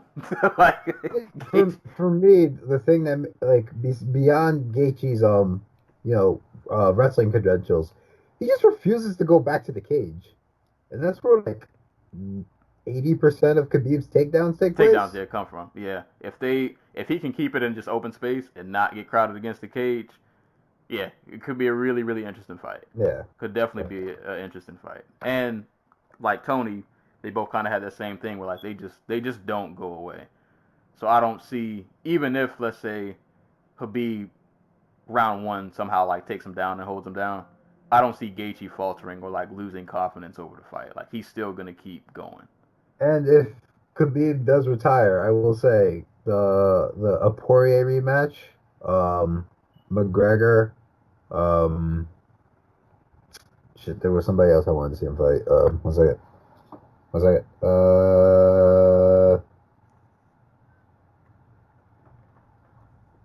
But like there are other fights for him. Is my point. I think this fight, and we can move on after this, but I think this fight perfectly illustrates why Gaethje and McGregor never happened. Yeah. Bruh. I'll say it if it does. I mean, I think we said this back then, but I'll reiterate it now. If Gaethje and McGregor ever happens, unless it happens when Gaethje's like 40 and his chin's cracked, Gaethje's gonna smoke that man's boots. It's not gonna be pretty. It's not gonna be pretty. I mean, there's every chance that McGregor catches him with that left hand. I mean, I don't see it. We've seen so we have not seen Gaethje fight a southpaw since Poirier. Yeah. So, like, it's Poirier and is Eddie Alvarez a southpaw, or am I misremembering? I think. Actually, don't get me lying. Let me check. I'm checking. I'm just thinking of it in terms of like if, and you know what? I guess you could counter this argument, but No, it was just Poirier. I'm gonna say so- as skilled as Gaethje is, if you're going into a fight with Gaethje and all I gotta worry about is your left hand, not saying that McGregor doesn't have other tools, but that's all I really gotta worry about. You're not giving me much else to really. I gotta pick Gaethje. Not saying that McGregor can win, but I'm just saying if they fight 10 times, Gaethje wins 9. That's how I feel. I respect that. I like again, like there are things that like does Gaethje try to pressure to counter McGregor's pressure in that fight? Like those types of things like interest me. Like if the fight happens, I'll pick Gaethje, just because I trust him to go to like, and we didn't see a lot of it here. He did throw that uppercut to the body, but we didn't see a lot of Gaethje's body punching, which comes from his aggression, his ability to put people in the cage and just go to just rip to their body. We didn't see a lot of that in this fight, just because he was fighting from distance. But I trust that with, like, if Whitman is the dude drawing the game plan, that's the cornerstone of it. So. And Gaethje would probably be the one guy who would finally kick McGregor in the legs. Like, Dennis Seaver did it. man, but Dennis Seaver's Dennis Seaver, man. And Dennis Seaver beat BJ Penn. I don't know what you're talking about. Well, didn't McGregor get a title shot off of that? Well, technically, he got a title shot off of beating what's his face? Was it Max? No, it was I swear he got it off of. No. He that was his last fight before that fight happened, but it was mostly just like a keep busy fight for McGregor. Yo, that's nasty. He got it for being Poirier. And I want to say that Aldo was hurt at the time. Hold up. So October 2014.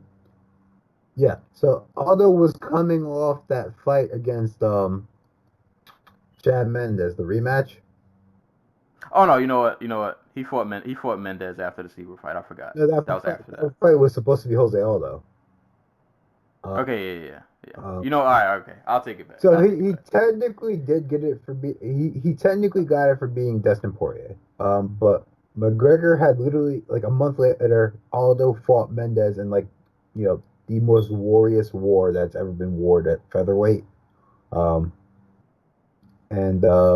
Like, Aldo was not going to be back anytime soon.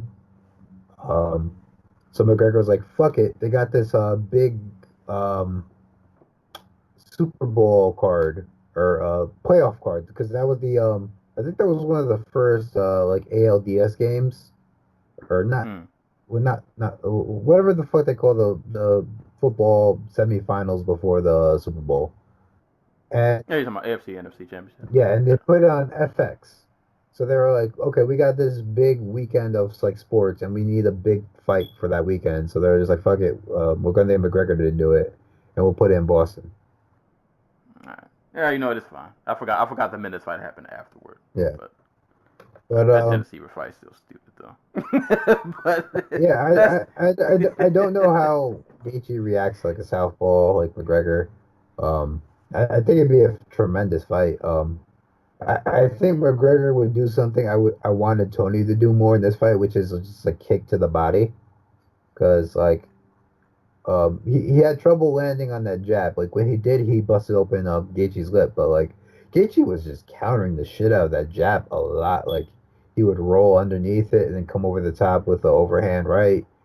He would duck to the inside of it and counter with a left hook, or he would just double up and, like, overhand right to the left hook and then pivot out. Like, McGregor, not really a jabber. At least not against orthodox opponents traditionally. Really likes to use those teeps to the stomach. Well, we'll see. We'll see.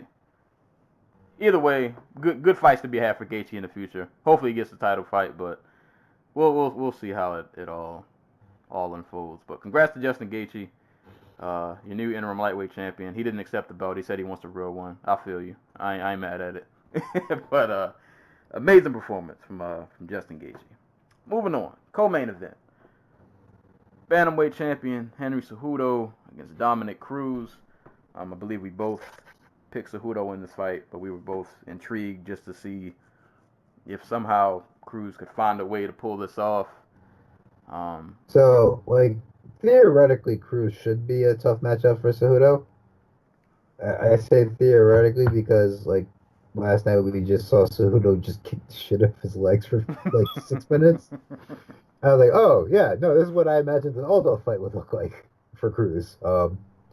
And to his credit, Cruz found his groove a little bit in that second round. He started doing, like, punch-kick combinations because Cejudo is also somebody who is just terrible at guarding kicks. So, yeah. And he was landing a couple of good. He landed a couple clean shots. Oh, yeah. Absolutely. Like, my favorite one was he ducked under for a single leg. And Cejudo was like, I wouldn't say biting, but he was fighting off those takedowns hard. He was like throwing, like, wrestler instincts.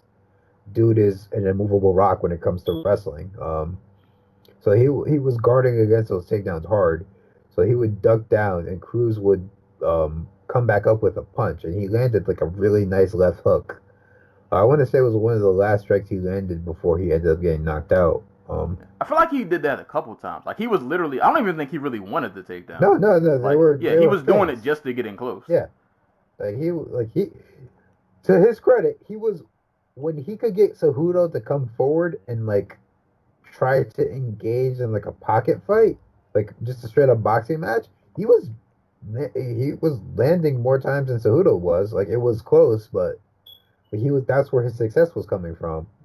That and the leg kicks.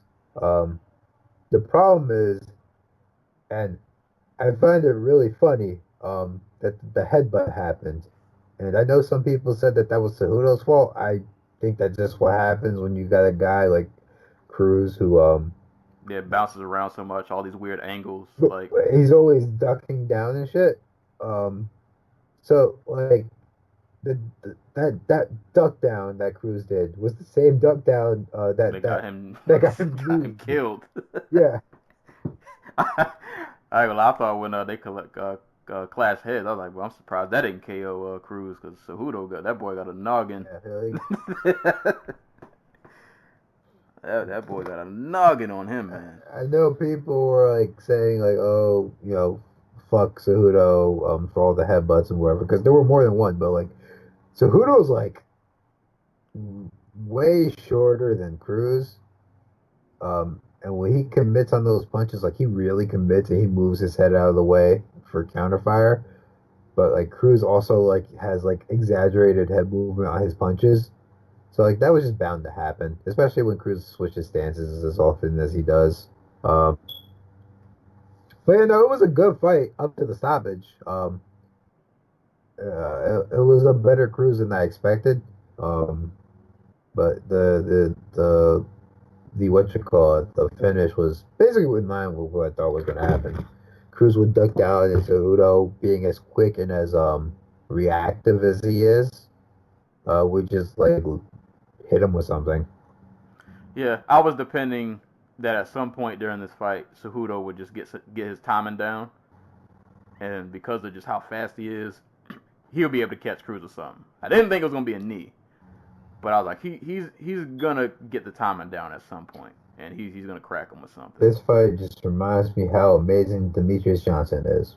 I'm just saying, because he beats Cejudo twice. Yeah, allegedly. Twice. Allegedly. So, Mighty Mouse out kickboxed Cejudo in that fight. Cejudo won on the strength of like takedowns and like just lay and pray. So since then, Cejudo has knocked out TJ Dillashaw, Monroyce, and Dominick Cruz. So, yeah. Shouts to DJ. True GOAT. I was feeling bad for Cruz because, like, once Cejudo started landing those leg kicks, and I felt like I was noticing that, like, the footwork wasn't getting him frustrated. I was like, oh, he's gonna catch him eventually. Like, it's a waiting game at this point. Right. Like, he's landing these leg kicks. He's got Cruz jumping around and doing what Cruz does. I was like, bro, at some point, and like I said, he was doing good in the pocket exchanges, but I just felt like if Cruz couldn't legit hurt Cejudo, that it was just a waiting game. At some point, Cejudo's gonna find him, and we're gonna get what we got. Yeah.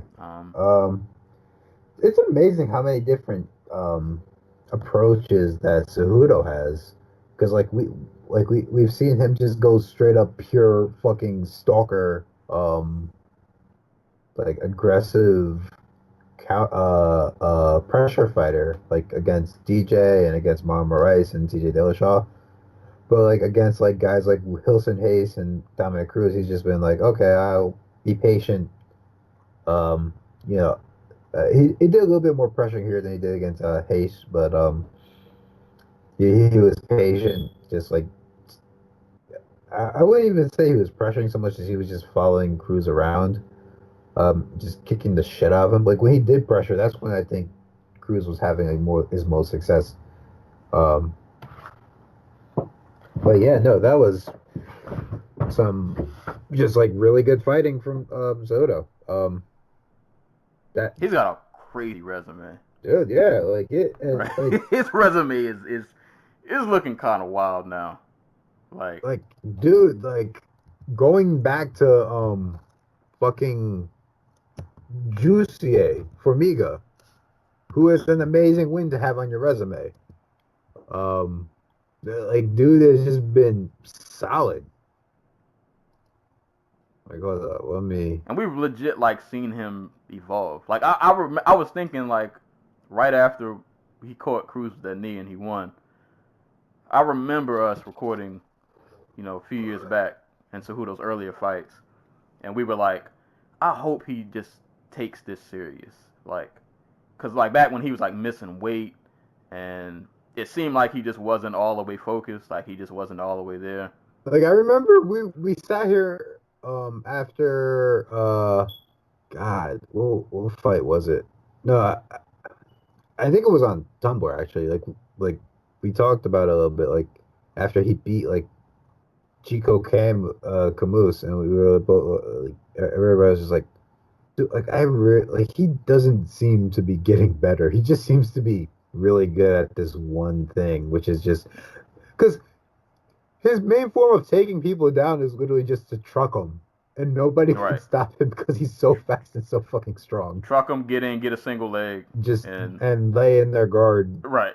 For that used to be his style, and we saw that come back against Sergio Pettis a little bit. But like outside of but since getting kneed in the gut by freaking DJ, like he has been nothing short of just like awesome to watch.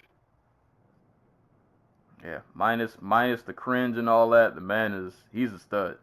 He's a stud. He is definitely a stud. I mean, like going back to 2018, just on name value alone, who has like Demetrius Johnson, TJ Dillashaw, Muhammad Rice, and fucking Dominick Cruz on the resume? Right. That's insane. Like that is those are some names to have on your record. Like I'm trying to think, like Khabib maybe?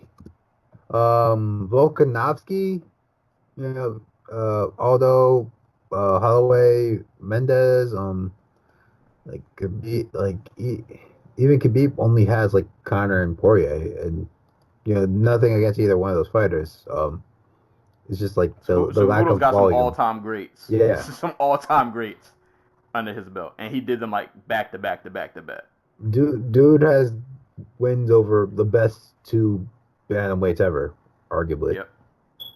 And finished both of them. And I think we'd all pick him to fucking obliterate Cody Garbrandt. Lord, that guy. Yeah. But I guess the so talk we have, after this fight. yeah. Well, Yeah, it's there's multiple talks after this fight, if we're being real, because well, you know what? Well, I'll save the Cruz stop one it. for last because I didn't hear about that one. Well, you want to talk about the stoppage? You want to talk about Cejudo retiring? Oh, all right. The stoppage. Okay, so the stoppage came after the knee. Cejudo, Dominick Cruz got back to his knees. Cejudo got on his back and proceeded to throw like somewhere from 8 to 12 unanswered shots.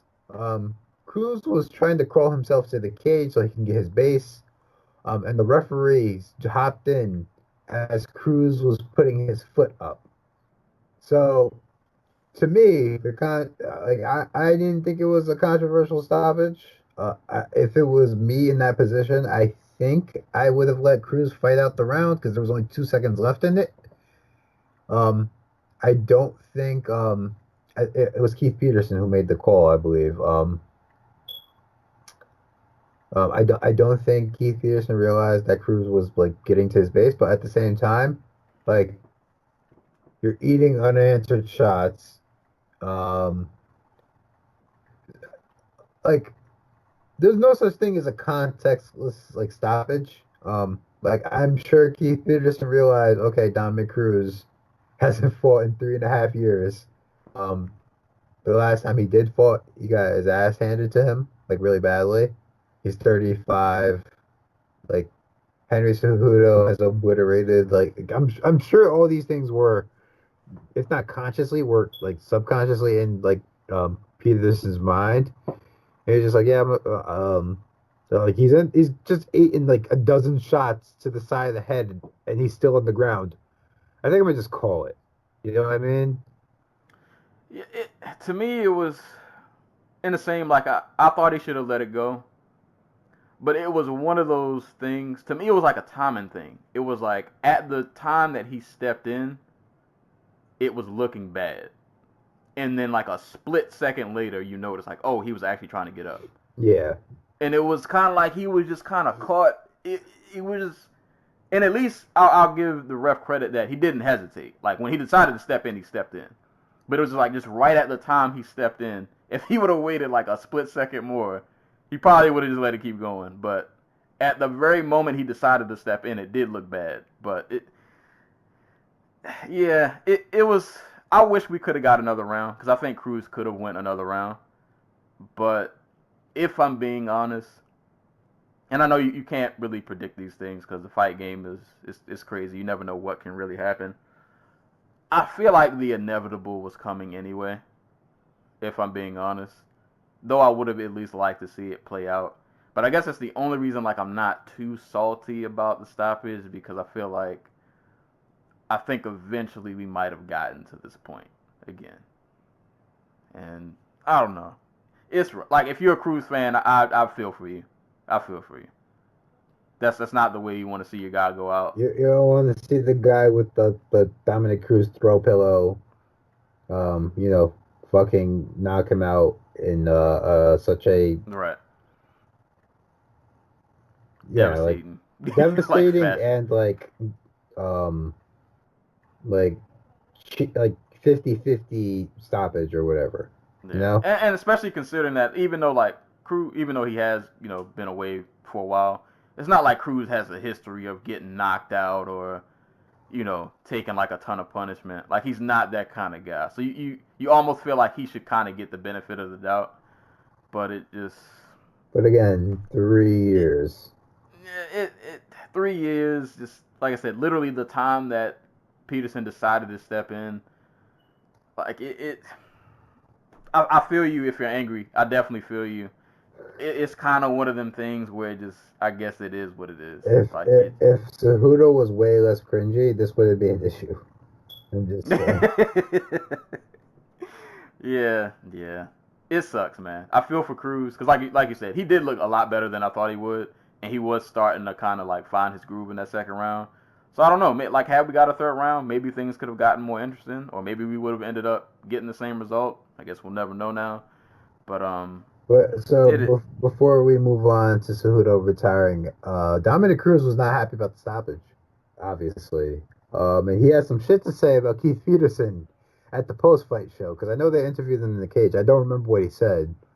It was basically along the lines of fucking give me the opportunity to defend myself or whatever. But what he did say was Dominic Cruz that Keith Peterson smelled like alcohol and cigarettes during his fight, and said he wanted a referee change as soon as he stepped in the octagon. Oh, I did hear about that. Yeah. I did hear about that. Hey. I don't know. So He said that man was roughing while he roughing under the influence. that's his accusation. I don't know. So for a guy who always chastises fighters for having excuses when they lose, not a good look. Not a good look. But what if though we do find out that like Peterson was wasted before this fight? It wouldn't affect my like opinion on his stoppage. Maybe like on his professionalism, but not on the stoppage in particular. The alcohol made him empathetic. He didn't want to see him go through that.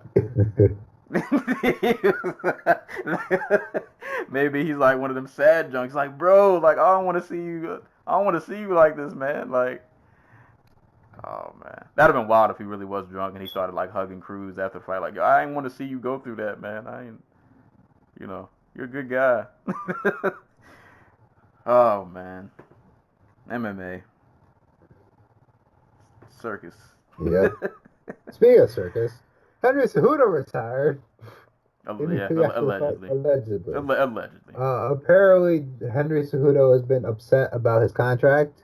About he feels like he's not getting paid enough, which he probably isn't, if we're being honest. I mean, who on the UFC roster actually is getting paid like what they probably should be getting paid? But his in cage reason for retiring was he's been competing since he was 11. He has a little girl. No. He has a girlfriend at home, and he wants to start a family. This, that, and the third. Which is all believable. I mean, like, this is a kid who fucking Cejudo. Hold up. If I'm remembering correctly, Cejudo.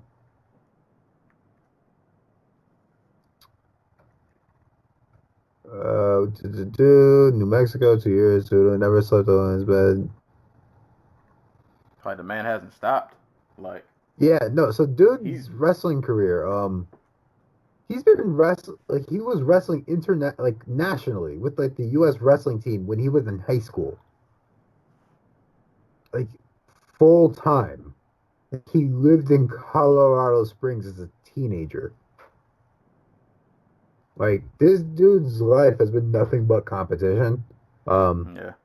And when he wasn't doing that, he was doing like boxing. So like I can understand if he's like really like, you know what? I'm not getting paid enough. Like I got this money. I got a gold medal. I can go do the like motivational speaker tour thing and make some decent cash. I can go coach wrestling. There's talk about him wanting to make the Olympic wrestling team for next year. Because they pushed back the summer games this year. So like, he's got options. He's got options besides fighting. There's a reason to believe this is all just a ploy for him to get paid more in long term. He retires. Dana White realizes that he has Petr Yan, who barely speaks English, and Aljamain Sterling left to carry the torch at bantamweight. He's like, okay, you'll get an extra $250,000. But it could just be that he's tired. I don't know. But no, I mean, knowing Cejudo, it's probably not, but it's always possible. I thought it was funny that when he during his little retirement speech, he looked over to Dana. Thank you, Dana. Dana gave him like this little half thumbs up, like, yeah, what's this kid doing? I'm out I of here. kind of like that Cejudo, despite like him and Dana White seemingly being on the same page, just continues to find ways to get underneath Dana White's skin. I But yeah, mean, like, like, so here's the thing: none of the fighters got hazard pay for this card. Like, I'm 100% sure none of them got like a bonus, like an actual like raise for taking these fights. So I can understand the frustration to be like, okay, I fucking fought in the middle of a fucking pandemic where it was like impossible to get here for you, and you still won't pay me more. So fuck you, I'm out. all right. This is, and this is why, and I won't harp on this because it leads to a whole nother discussion. But this is why, man, like MMA as a whole won't attract the majority of like the best athletes, is because they don't have enough incentive to really stick around for that long. Because like Yeah, unless you make it to the top 1%, it's like what am I putting my body through all this trouble for? Like, exactly. The only people you'll attract are people like I don't know, like a Ross Pearson type, like who is a really good fighter, not championship level fighter, and he's like, this is what I've been doing since I was 16 years old. I don't know how to do anything else. Like, all right, so I'm gonna just keep doing this until my body tells me that like I can't. yeah, basically. And then I'll go open a gym because that's the All way right. these things go. And you know what? That worked for the UFC because they are not in the interest of putting on the best product like possible. They are, or growing the sport really. They are simply in the business of putting on content, putting out content. They're basically like a YouTube channel like that has to upload every day. It's like Right. we have to put on 50 cards a year or else uh we won't get all the money that ESPN promised us. Right. It's like, bro, if you really want to get the best athletes, and more importantly, if you want to retain the best athletes that you do have, bro, you gotta pay up, man. Like, bro, there are dudes in the NFL on the bench who ain't never gonna play a game in their life, and they're still making more money than like half the people on this card. Dude, the number 55 guy on the fucking worst team in the NFL made more money in like a month than Henry Cejudo has probably in like his entire UFC career, if we're being honest. Right. Like, y'all gotta pay these dudes, man.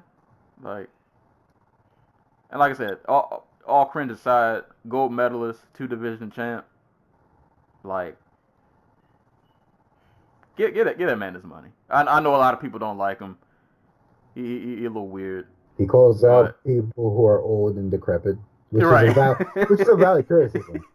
Right. But at the end of the day, the accolades back it up, man. He's earned his spot here. I can't take that away from him. He's earned his spot here. Um, pay the man his money. Pay the man his money. I want to see him fight Petr Yan, but I don't think that will ever happen unless Petr Yan's the champion and he wants the title again or whatever. Yeah. I don't know if they actually vacated the title, like, because there's no like formal like body. It's just like Dana. He's like, all right, give me the belt. Yeah, I haven't heard nothing. So either we're gonna get Cejudo Yan or we're gonna get a vacate I and think it we'll means get Yan and Lord, actually, yeah, that might be next. yeah. Lord, then God, Yan and Aljo are just gonna get left out in the cold just forever. Yep. Like, this sport.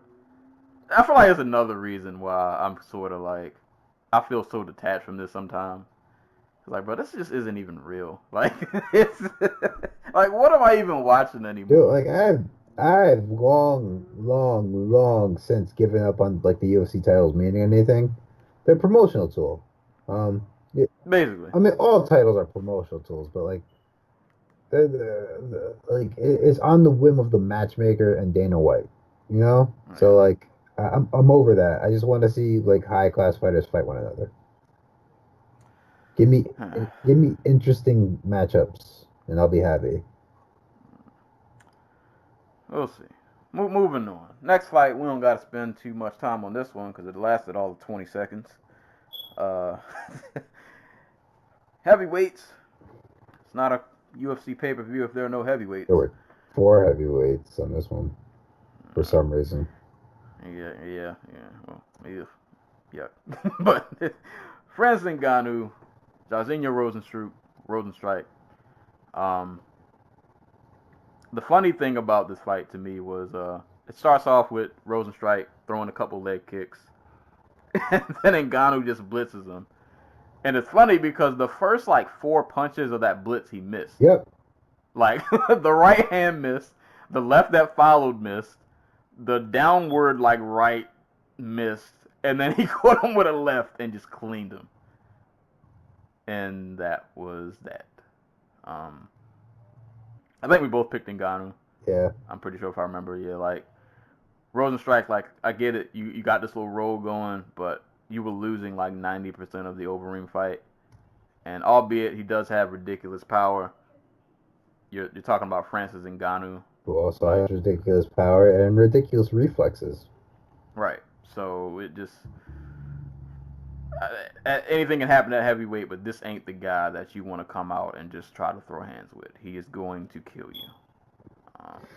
And then give a very soft-spoken post-fight interview because he's a really nice guy. Yep. But he can kill you. Yep. So, somewhere, Todd Duffy is steaming mad because Ngannou threw the same fucking disgusting hook that he threw against Frank Mir that ended up getting him knocked out. Yeah. Got him sent straight to the next life. The difference being that Frank Mir, unlike Rozenstruik, planted his feet and countered, as opposed to ran straight backwards into the cage. Right. So, as we all know, people forget how to do things when they fight Francis Ngannou because he's a terrifying individual. Yeah, I was going to say, I can't even fault you. I see a right hand like that swinging at me. You up. I can't because it just guarantees you're going to lose. But I'm just if I see somebody swing a right hand like that, I might turn and just run away. It probably would have been a better idea. Just turn and run because that's not what you want. You don't want those issues, man. That man swings and he just all the particles in the room had to move. He just knocked everything over. But, yeah. So, in that type of situation, you would hope that the person you are fighting pivots out and gets back, or the person being charged pivots out and moves to the center of the cage, right? So you hope. Yeah, not Rozenstruik. He backs up straight into the cage. If he had planted his feet and thrown a punch, he might have knocked out Ngannou. Or at least got him to back off. But, yeah, you run to the back, you eventually run out of real estate, and now you're in a corner. And yep, being in a corner against Ngannou is a death sentence. R.I.P. Biggie boy. Yeah, R.I.P. That's a good... So, Sensei, we have, since the Derek Lewis fight, you've probably seen Ngannou for a collected 4 minutes of cage time, most of which came against what's his face, the guy, JDS. Yeah, and that wasn't very long either. Yeah, I try to forget that one. Nothing happened in that fight, besides a couple leg kicks and JDS just trying his hardest not to engage. So let's see. 45 seconds, 26 seconds, 1 minute, 11 seconds, 20 seconds. So I was wrong. It's been 3 minutes of cage time since the Derek Lewis fight. If you were to guess, do you think Francis Ngannou has gotten any better? I mean... Because I'm going to say no after that.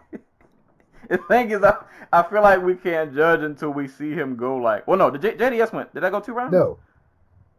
Okay, I only went 1. Okay. No. No. I feel like we're not gonna find out until the next title fight, which he's gonna have to make it to one. Him and Stipe are gonna have to fight again. Did you see that? Did you see that reaction shot of Daniel Cormier? Yeah. Where he's like, "Oh shit, this guy's in my division." Right.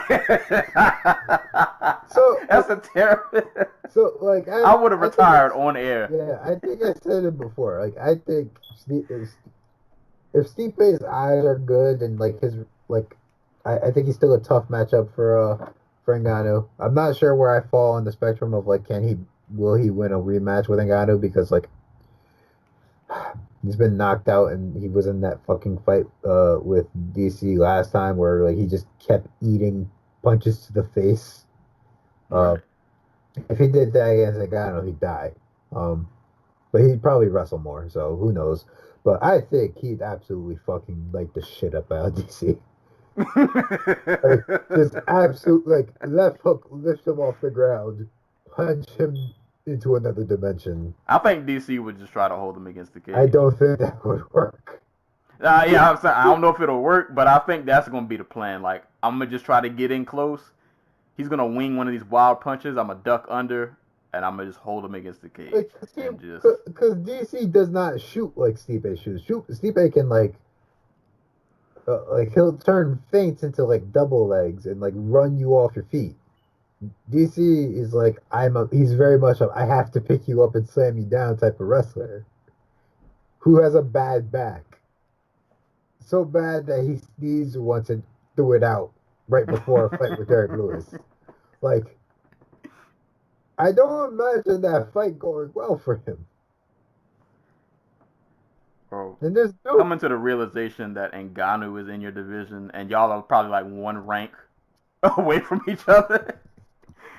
Bro, I would have texted Dana at the table like, yeah, I think I'm gonna get that letter. I'm putting my 2 weeks after this card over. Like, I don't have much family. Yeah, I don't have much interest in DC Stipe 3. Yeah, that's one of the only trilogies that if we don't get the rubber match, I'm actually good. Yeah, I'm good. Like, Ngannou has no way left to fight. Do you want to see him rematch Derek Lewis? Because he's number 5.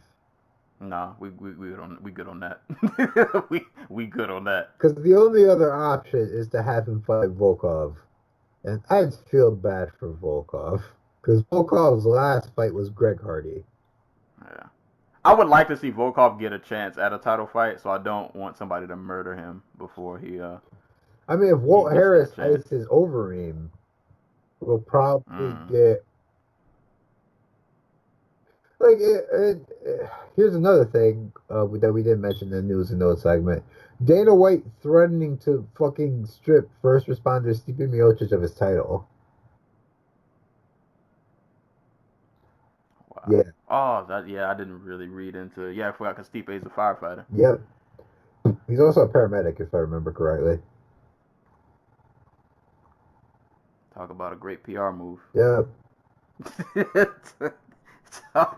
Talk about a great PR move. Let's strip the guy who's legit out here trying to save lives because he won't put his life on hold to go cage fight in Florida in front of no people. In a division that, if we're being honest, we can wait on that fight. I don't think anybody's clamoring for them. I mean, you just booked an interim title fight for the lightweight title. Why are you not, like, if DC's ready to go and Ngannou's ready to go, just fuck it, and they both want the title, let them fight for the interim title, though I don't think DC would do it. And I wouldn't blame them, because... Nope, I wouldn't either. Yeah, who the fuck wants to fight for Ngannou? Get that guy. I'm going back to 205 to fight Jones. Get this. Okay, here's the other thing. If Ngannou just goes out there in a rematch with Stipe and just, like, ices him in, like, 20 seconds, who the hell else is he going to fight? Because he's not... Like, okay, so there's Stipe, DC, then Ngannou, right? Rankings. Curtis Blades. Ngannou stopped him twice. JDS. Knocked out. Derek Lewis. Lost to, but I don't think anybody in their right mind would ever want to see that fight ever again. Nope. Rosenstrike. just knocked out Volkov. It comes down to Volkov and Walt Harris. Yeah. That's it. Next up would be Joey's dad, Shamil. No. Sorry, Joey. Yeah. So and then Overeem and Augusto Sakai. I don't want to see Francis Ngannou fight Augusto Sakai. No. If Walt Harris ices Overeem, just throw Walt Harris up to the top 3. Just let him just leapfrog. At this point, this is wild. Ngannou, despite not winning the title, has put together one of the all-time great heavyweight wrestlers. Cleaning dudes, man. And we're not even sure if he's good. That's the funny part. This division. Boy, tell you, man, when you got that kind of power, it negates everything else. At least with Deontay Wilder, we have rounds, you know? Right. He doesn't always ice the dude in the first round. And Ngannou is literally just he just barnstormed the dude. I joked that was the ugliest flurry I think I've ever seen in high level MMA, and it worked because Francis Ngannou is big as shit, strong as shit, and scary as shit. I like you said, I can't blame Rosenstrike for just running backwards because what is the bro, what is happening right now? Deer in the headlights. Oh snap! This is the guy I called out. He's oh, all my training is gone. All right, I'm looking at the corner bro, get me out of here! Why didn't y'all tell me this? How scary he was? I didn't know. Oh man, yeah, that is heavyweight, man. Just heavyweight. What can you say? But congrats to Francis Ngannou. He murdered a man in 20 seconds, and we'll see. We'll see if he has earned himself a title shot. We'll see how that all pans out. Moving on to featherweight, well, really catchweight, because one of these gentlemen decided that he was going to come in at 150 pounds. You know, if it was anybody but Jeremy Stevens, I'd probably be more sympathetic, because how the hell is anybody making weight? Yeah, I will say that I'm impressed that he was the only one on this card who missed weight. Everybody seemed to be on point. Well, I didn't expect that. I think a part of it is that most of these people were supposed to fight 3 weeks ago, and Dana White was basically guys, keep training. We're gonna have a card soon. But even then, the gyms have been closed for a month and a half now. Right. For a lot of these people, so who knows? I don't know the work they're putting in, but kudos. Mm-hmm. But Calvin Kattar, Jeremy Stevens. To Stevens' credit, started off really good. Had a lot of leg kicks going in the first. He's battering Kattar's leg up actually pretty good in that first round. Had some good pressure going. It seemed like it was just taking Kattar a bit of time to just kind of get the motor going. It was a lot of him just circling on the outside. Stevens just lighting him up with leg kicks, giving him good pressure, landing some good shots, and you're just kind of waiting for Kattar. All right now, anytime, let's let's get this going, bud. I picked you. You got to do something. And then he did something.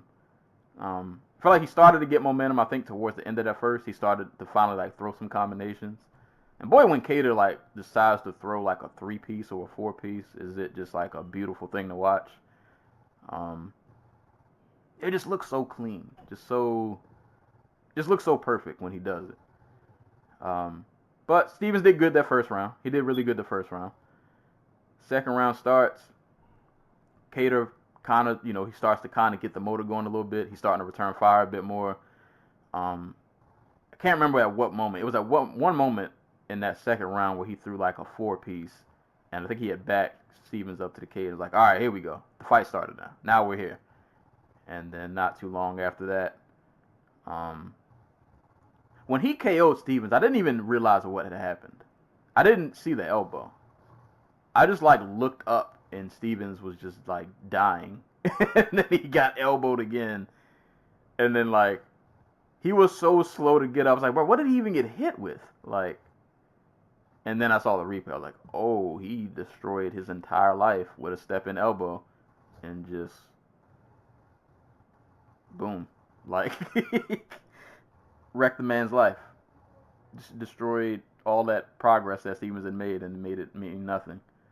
Nah, man, when Cater gets those hands going, which he did more of in that second round leading up to the elbow, that's a scary dude, man. Combinations really fluid. Good just mix of combinations. Didn't like that he ate so many leg kicks, but he did start to throw leg kicks of his own in the second because he actually messed Stevens' leg up pretty good in that second round. Like, once he finally just starts getting the motor going, like, he is a scary dude, man. Because those hands just, when they start letting loose, it's a problem. It is a problem. Yeah. Like I knew Stevens was going to had leg kicks in the arsenal. We saw him apart Gilbert Melendez, but like I didn't think he would be able to build off it very much. I thought it was like too slow, too much like plotting to be able to catch Calvin Kattar clean like you would need to be able to beat him. Kattar, just one of the best jabs in MMA, just absolutely fucking sounded like a firecracker went off every time he hit Stevens. The elbow, really smooth, really nice. The second elbow that he hit on the ground is scary shit. I did find it funny, his post-fight interview, that he was like, everybody fucking talks about the leg kicks. He used those words like explicitly. And fucking, I checked all of them, and I was like, no, you didn't. No. Man was chewing your leg up. Yeah. Yeah, so I'm happy for Kattar. He got another win. Got back on the win column after that fight with Magomed Sharapov. Not a whole lot. I don't have like a whole lot more to say about that one. I will say John Anik, fucking, I know it's tempting, but you got to resist the urge to. Do you remember what he said when Kattar landed the elbow? He said something, and I'm paraphrasing. He said something along the lines of, Calvin Kattar with the real Boston bomb. And my brain was like, what? Oh, yeah, you can't. Yeah, you can't. Yeah, you can't say that one, but yeah, not a good usage of words there, buddy. Might wanna, yeah. But it's Anik, man. Like, Anik gotta have a moment at least once a card where he just says something that's like, all right, man, this guy, what's he doing? Real quick before we move on, how high do you think Kattar's ceiling is? I don't know. Like I don't know if he's getting better. Cause I feel like something's still missing. Something's still, I don't want to say not clicking, but I just feel like there's something he just needs to add to his game, and I don't know what it is that could kind of take him to that next level to kind of really get him up there with the bigger names. Yeah. I'd like to see him kick more. I'd like to see him, because I think that's a good way to, at least limit some of the kicking that's done to him, and we saw a little bit of that here. Like he's going to have to because his stance is so forward reliant. I noticed this last he is he loads up on that front foot a lot while moving around, and that's partially why he gets kicked so damn often and why it's so hard for him to check kicks. And I don't know if that's like a conscious thing he does so they can get more weight on that jab, even though that's not how that works. But like I'd like to see him work more on I guess taking it to his opponents. I know he likes to be an outfighter, but like if you're getting kicked, the best way to stop that from happening is to push people back. Yeah, because Um, he kind of just gave up. I didn't say gave up that first round, but Steven just kind of ran away with it. Like he got off to that fast start, and it was like Cater was just waiting for something. And it's like, all right, but like, I mean, I know you don't want to rush in and do nothing crazy, but kind of gotta create something for yourself, you know. yeah, I don't know. yeah. It's like he's like if it was an NBA equivalent, I can't think of a player, but like there are certain players that are good, but they can't like create their own shot. Like they're good like off ball, but like if you try to make them like break down like a defender, like they can't do it. They need to be set up kind of to get the shot going. Now, I feel like he had like a little bit of that. Like he kind of he's like waiting for like a moment or something, and it's like you just kind of gotta just kind of make it happen. Like don't be reckless, but you know, like you said, take it to him a little more. Yeah, I think that could work out for him because you have the hand talent, so you could. I trust you to get in. Hopefully, not get clipped too bad. Like you can go in, put some hands on somebody real quick, and get out without taking too much damage. But I don't know. We'll see. Good win nonetheless, though. That was a brutal finish. I ain't gonna lie. For a few seconds, I was worried for Stevens because he took a while to when he sat back up and he was just kind of just sitting there, and that blood was just pouring from his head. I was like, bro, he looks like he just got in like a car accident. Like that was brutal. That was a brutal elbow. But shout outs to Calvin Kattar. Um, real quick, was that a better KO than the Ngannou, or you taking Ngannou? That was better. It was better. It was less scary, but it was better. Yeah, I don't say that. We don't see elbow KOs like that often. You gotta cherish those. Gotta cherish the elbow KOs. So shout outs to Calvin Kattar and a night full of stoppages on the main card, minus the next fight we'll get to. Um, definitely managed to stand out because that was a brutal elbow. So shout outs to Calvin Kattar. Definitely looking forward to whatever his next fight is to see if he can get himself a few more consecutive wins. See if he can keep climbing up the ladder. But great win nonetheless. And last fight on the main card, Greg Hardy versus Yorgan De Castro. Not a lot to talk about in this fight. First round, De Castro kind of really took it to him. Lots of good leg kicks. Backed Hardy up a couple of times. Was landing some really just good, solid, fast punches, good counters. And then, I don't know if it was in the first or the second, where I guess he checked the kick and messed up his foot. I'm assuming that's what happened. I don't know. But he literally just like stopped throwing in the second and third. And I think he broke a toe. Yeah, he messed up something because the output drop just didn't make sense. I mean, he And then wasn't Greg winning Hardy, a decision anyway because those judges gave Hardy the first round. oh yeah, he did get third. How? I didn't rewatch the fight, so maybe I'm missing something. There was some questionable judging all night long. It's worth noting that the judges weren't actually in the building for the card. If I remember correctly, they were like Watching on TV, they were watching on TV, like a satellite site. but we all saw the same. Like, there's no way he won that first round. Brother Castro was eating that man alive in the first round. I don't know. Maybe I missed something. I'm not gonna go back and watch the fight anyway because I'm not that invested into it. But I don't see how you give Hardy that first round. Second and third, yeah, he won him basically on output because the Castro literally just didn't throw anything. But I don't know. The Greg Hardy thing is kind of tiring for me. I think at this point I've accepted that he's a thing. But I'm like, do we have to put him on main card? Like, why is he kicking off the card? Like, It's like when he's not just bulldozing dudes, he's not fun to watch. I mean, y'all put him in over Pettis and Cerrone, who, albeit they're like hitting the journeyman status at this point, but It was a better fight than this. Right.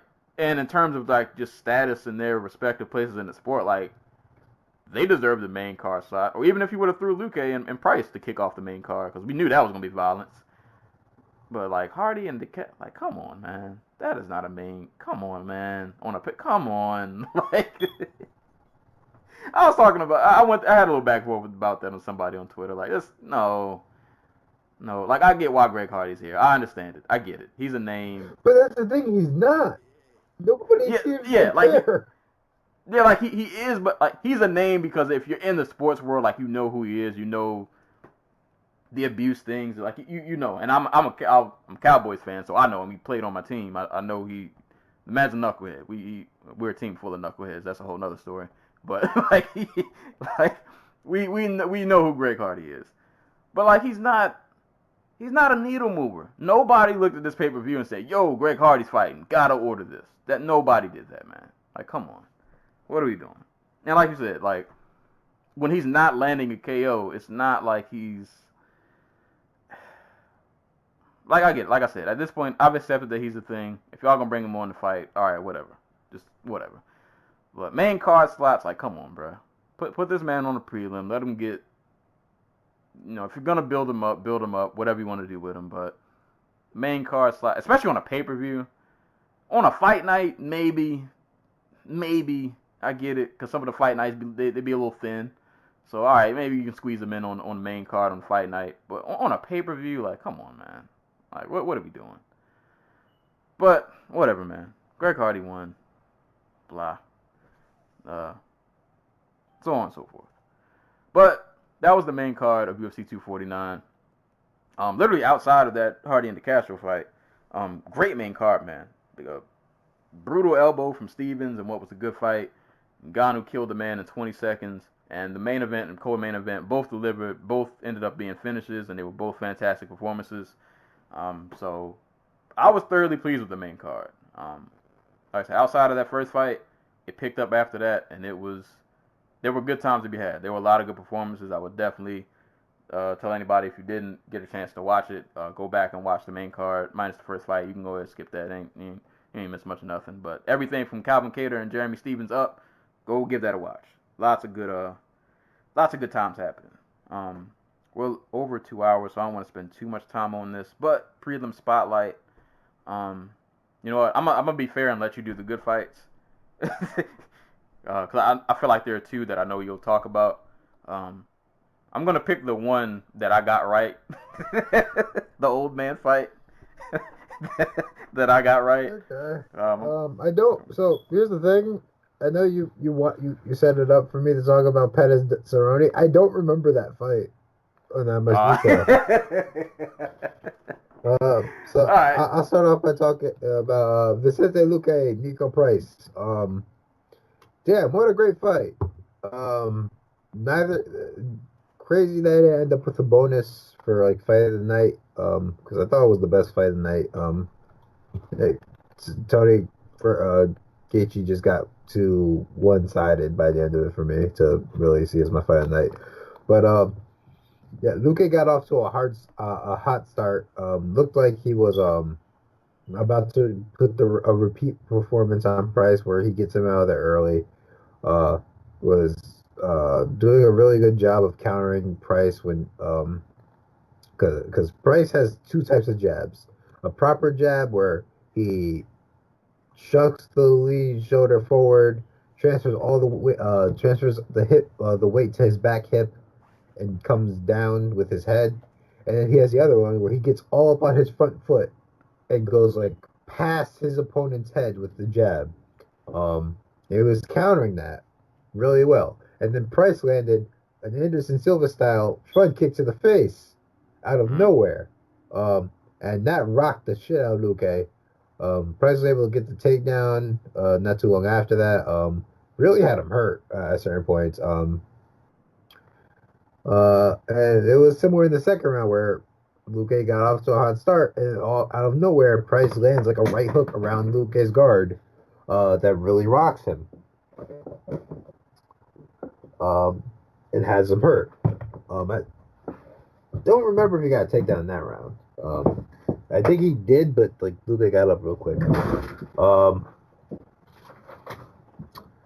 Third round comes around. Luque And Price actually gets off to a really good start. It looks like he's about to run away with the round. Um, he throws one of the bad types of jabs he throws at Luque. Luque ducks underneath, comes back up and counters with a left hook that puts him on the ground. Follows him to the ground. Price tries to go for a triangle, doesn't get it. Luque gets up. Price gets up. The referee hops in, calls the doctor. Doctor says that Price's eyes closed shut, and the ref calls off the fight. Tremendous back and forth fight. Yeah, this is one of the fights on the card that, if you were in the know, you had this one circled. You knew how violent this was going to be, and it lived up to it. It was exactly what you thought it would be. I've seen some people say that this is Luque on the decline because he got rid of Price way easier the first time, and that might be a case. This is Luque's like what 28, 29, and he's been fighting since he was 17. So a dozen years under your belt, and like the type of fights that Luque fights where he gets hit often, that's gonna wear on you really hard. But I'm going to lean more that this is more on Price getting better as a fighter, because he was like a straight up wild man in his early fights. He's still really relying on his dynamic violence and power, but I don't think this is as bad. I don't think he's as unrefined as he was when he first fought Luque. So I'm like, bro, that's Nico Price. Like that's a that's a wild man. Yeah. Like you can't just go into Nico fight like, oh, I got him out early the first time, so second time it's gonna be a breeze. Like no, like that's a wild boy you're fighting. That man is not gonna go away easily. That fight was fun. I'm glad that was on ESPN. I hope people who didn't, maybe who don't normally watch UFC, that's a good fight to kick off a card, to build up some hype. Unfortunately, the fight that followed it wasn't that great, but it is what it is. But no, that was great. My prelim spotlight, I'll do two. I'll try to remember the Cerrone Pettis fight. I remember bits and pieces. But first, Alexei Olenek versus Fabricio Verdum, the other heavyweight fight that was on this card. Man, oh man. Good old Olenek at like 48 years old, putting these hands on Fabricio. Just walking forward, just throwing these looping hands and then try to, landing the uppercut down the middle. It was just a fun old man. I was entertained. It was a fun old man scrap. Olenek did, though, end up on the ground one too many times. It was just a weird old man fight. But I was entertained because there were a lot of hands being thrown. I will say, though, Verdum looks kind of done. He looks kind of fried. Yeah, no, he is. So, I can't. I think it was Phil McKenzie on Twitter said something along the lines of, it was amazing watching this chubby Russian man just continually flail at Fabricio Verdum as Fabricio Verdum furiously tried to remember how to fight. that was literally like 80% of the fight, like. Because it's not like Olenek's not like a great striker, so he's just kind of flailing these strong overhands, and then Fabricio backs up, and then he throws some uppercuts, and it's just that like over and over, and then somebody tries to get somebody on the ground, and now it was a wacky, just kind of heavyweight, It was what a heavyweight fight is, man. You know what you're getting with heavyweight. It ain't the most technical sound thing to watch, but it's heavyweight. It's fun sometimes. I enjoyed it. I had a good time. But yeah, Fabricio Verdum, he has had better days. I will say that much. So shout out to Olenek. He got a split decision. Yeah. And headlining the prelims was Anthony Pettis and Cerrone in their rematch. I gotta give Cerrone credit, man. I'll give both of them credit. This was a fun fight. I enjoyed this. Cerrone's chin actually held up a lot better than I thought it would. He definitely ate a good number of shots. He ate a body kick and didn't fold from it like the first time. Albeit it wasn't hard as that first one he caught some years ago. But I did notice that Cerrone kept trying to do his little like forward blitz thing that he does, and he got countered off of that a lot. But like I said, his chin held up a bit more than I thought it would. He did manage to land some takedowns on Pettis, even though he wasn't really able to. They didn't really turn into much. But no, they had a fun back and forth. I thought it was a really competitive fight. I just think Pettis, like I said, just at this point in his career, has just a little more in the tank. But it's not like Cerrone got blown out. Like he could have stole this fight, but I think he just, I don't know. I don't have like a super technical breakdown of this, other than it was a fun scrap for them both, a fun little rematch. Yeah. And though Pettis did get away with that eye poke. He did. Because that wasn't eye poke. He did. I don't remember this one in super fine detail because I was kind of in and out of this fight. The one thing I noticed is that Pettis, when he landed, you could see it on Cerrone's face. Yeah, it hurt. Yeah, you could tell his hits had way more power. Yeah. That I think that was like the defining factor of the fight.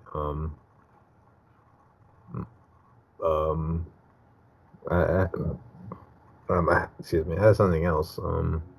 Actually about this one, but it's gone. I think this is like the proper fight these guys should be getting.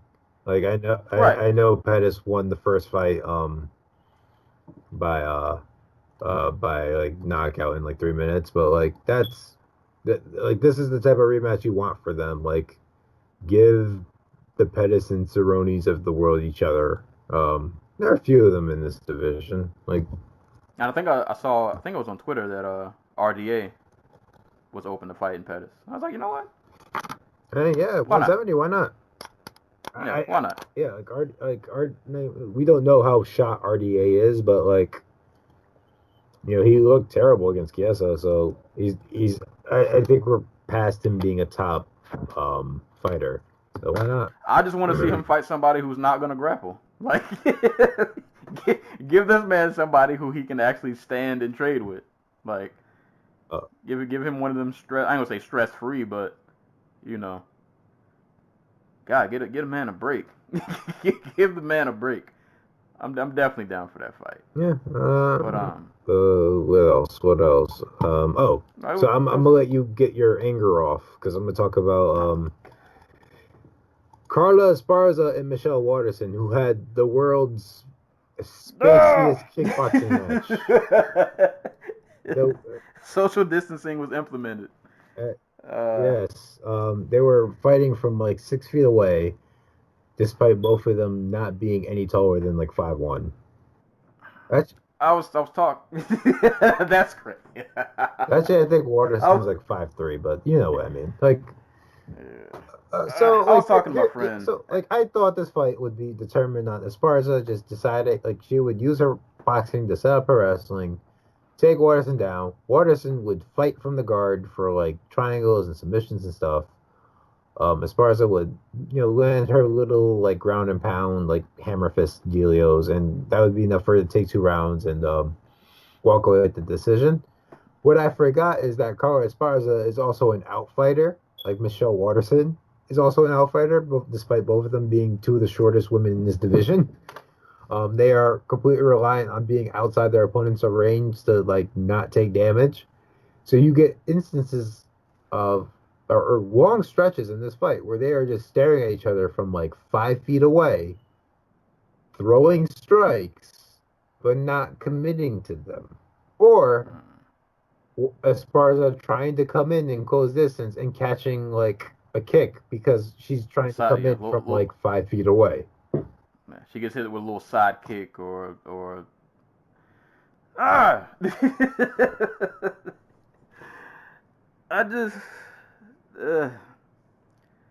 feel like every time I watch Waterson fight, I'm like, I feel like you should be so much better than what I'm getting. Like, I feel like this can't be it. Like, I remember watching her in Invicta and really enjoying her fights.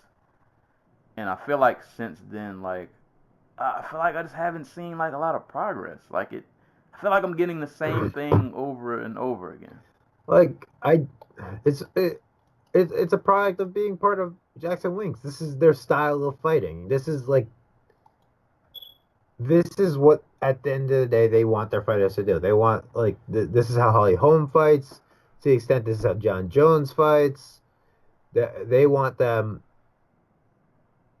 using long range tools to keep their opponents at bay, and like you'll get the random switch up with like the spinning back kick or whatever, but it's not conducive to like this type of fighting. You know what I mean? And like in Invicta, like Esparza didn't have to, not Esparza, Waterson didn't have to worry about like size differential too much. I mean, like Jessica Penne, that was just a weird fight because Penne is like a long ass mother, like fucking 105er at the time, who's able to like reach Waterson, so that made for an exciting fight. And you know, that she was able to get to the ground, but like Esparza was unable to take Waterson down. Really struggled to commit to takedowns. Really, It was like he was scared of like getting caught with something. well, like it's that, and it's just like Waterson's used to being able to use her hands to get to the double leg, right? She couldn't do that here because anytime she tried to like set anything up with her hands, Esparza would just Waterson would just counter with a freaking kick. So Esparza was like, okay, I'm gonna just start diving on takedowns from 4 feet away, and it ended up with like her pushing Waterson back into the cage, but Waterson being really easily able to like fend off the takedown attempt.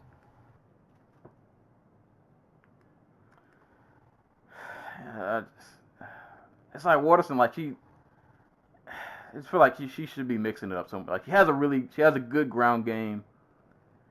She has really good kicks, albeit I feel like her hands aren't like the best, but I feel like she can be like a creative striker. I feel like she should just be mixing it up a lot more. And it's like I'm watching like, like what are you doing? I mean, the best like, part of her game is her grappling. Yeah, and it's like, why don't you? And I get it, like, as far as a, good wrestler, so you don't. But it's just, it feels so flat. Like, like, I watch her fight, and I'm like, I know this isn't all you can do. What are they teaching you in this gym? It's not working. Like, it's not. I don't know, man. I want to throw something. I don't get it. Like, I don't. I should have probably lost hope a long time ago. Because at this point, like, nothing's really changed. Like, as long as she stays in that gym, I think we've gotten what we're going to get out of her. And until she breaks that mold somehow, like, this is just it. We're going to get some side kicks, some little step in, front kicks. If we're lucky, we'll get to see some grappling. But, like, I just want to see her just take the fight, like just like we were talking about with Cater. Like she did even worse, where she just kind of both of them did it. We just kind of just sitting there. But at least Esparza, even though the takedowns weren't pretty, she's lunging in from like 8 feet out. But like at least she's trying to like push forward and like engage, and it's like Waterson's just sitting there and she's not doing. Like I honestly thought, like I picked Esparza to win, and I thought Waterson did enough to get the decision. But at the same time, like it's not a good look when you start like curling up into a ball and like running away, like she did in the third round when Esparza decided that she was just not gonna give a fuck and chase after her. So like I can't be too upset about the decision. So I thought Waterson won, but it was one of those fights where like I was so not happy with like the performance that I was like, you know what? If they say you lost, I'm not gonna argue, man. Cause like you just didn't do yourself enough favors. Like, I mean, like I feel like we have to talk about Esparza for a second. Like so she is 1, 2, 3, 4, 5, 6, 7, and 4 in the UFC, right? Yep. Okay. So I thought she beat Claudia Gadelha in their fight. And I don't remember the Marcos fight, but that was also a split decision. So there's an argument that Carla Esparza should be 9-2 right now in the UFC. She is probably still not anywhere near title contention, is she? Yeah. You throw her in there against that top like 3. I mean, you say that, but she beat Rose. I mean, I think I 100% would pick Rose in a rematch. Yeah. But like, if I'm her, I don't know what her goal is. Like, I don't know if she's trying to get back to a title or she's just trying to make another paycheck. But if I'm her, I'm making some noise about that. Like, I'm like, I beat the number 2 woman on the ranking thing. I got Rob versus Claudia Gadelha. If you don't believe me, I want to make that noise because they're like, all right, you did all that. Go fight on Andrade. Have fun. And then she would try to get Andrade to fight somebody else because that's what she does. But like if I'm her, I'm like, I tried to hang my hat on the fact that I beat Rose Namajunas and try to get that rematch. Or try to get a rematch with Claudia Gadelha. I mean, I wouldn't be mad at the Rose rematch. Well, once Rose, because I know she's got a lot going on right now. But when all that, kind of simmers down, and she can get back into the fight game, I wouldn't be mad at that match. I think that's a good return match for Rose. She gets the chance to avenge a win. It's a fight that I think she'd be able to showcase her skills. It's a fight that I think she should win. So you get to avenge a loss, you get to showcase your skills, and then Esparza, albeit performances aren't always impressive. I won't rag on her too much though, because her last couple fights she's done better than I thought she would. Like I've been picking against her and she's been proving me wrong. So I won't rag on her too much. She's earned her spot to kind of get a fight like that again. So I like that matchup. That would be cool. But Waterson, man, I don't know. Man.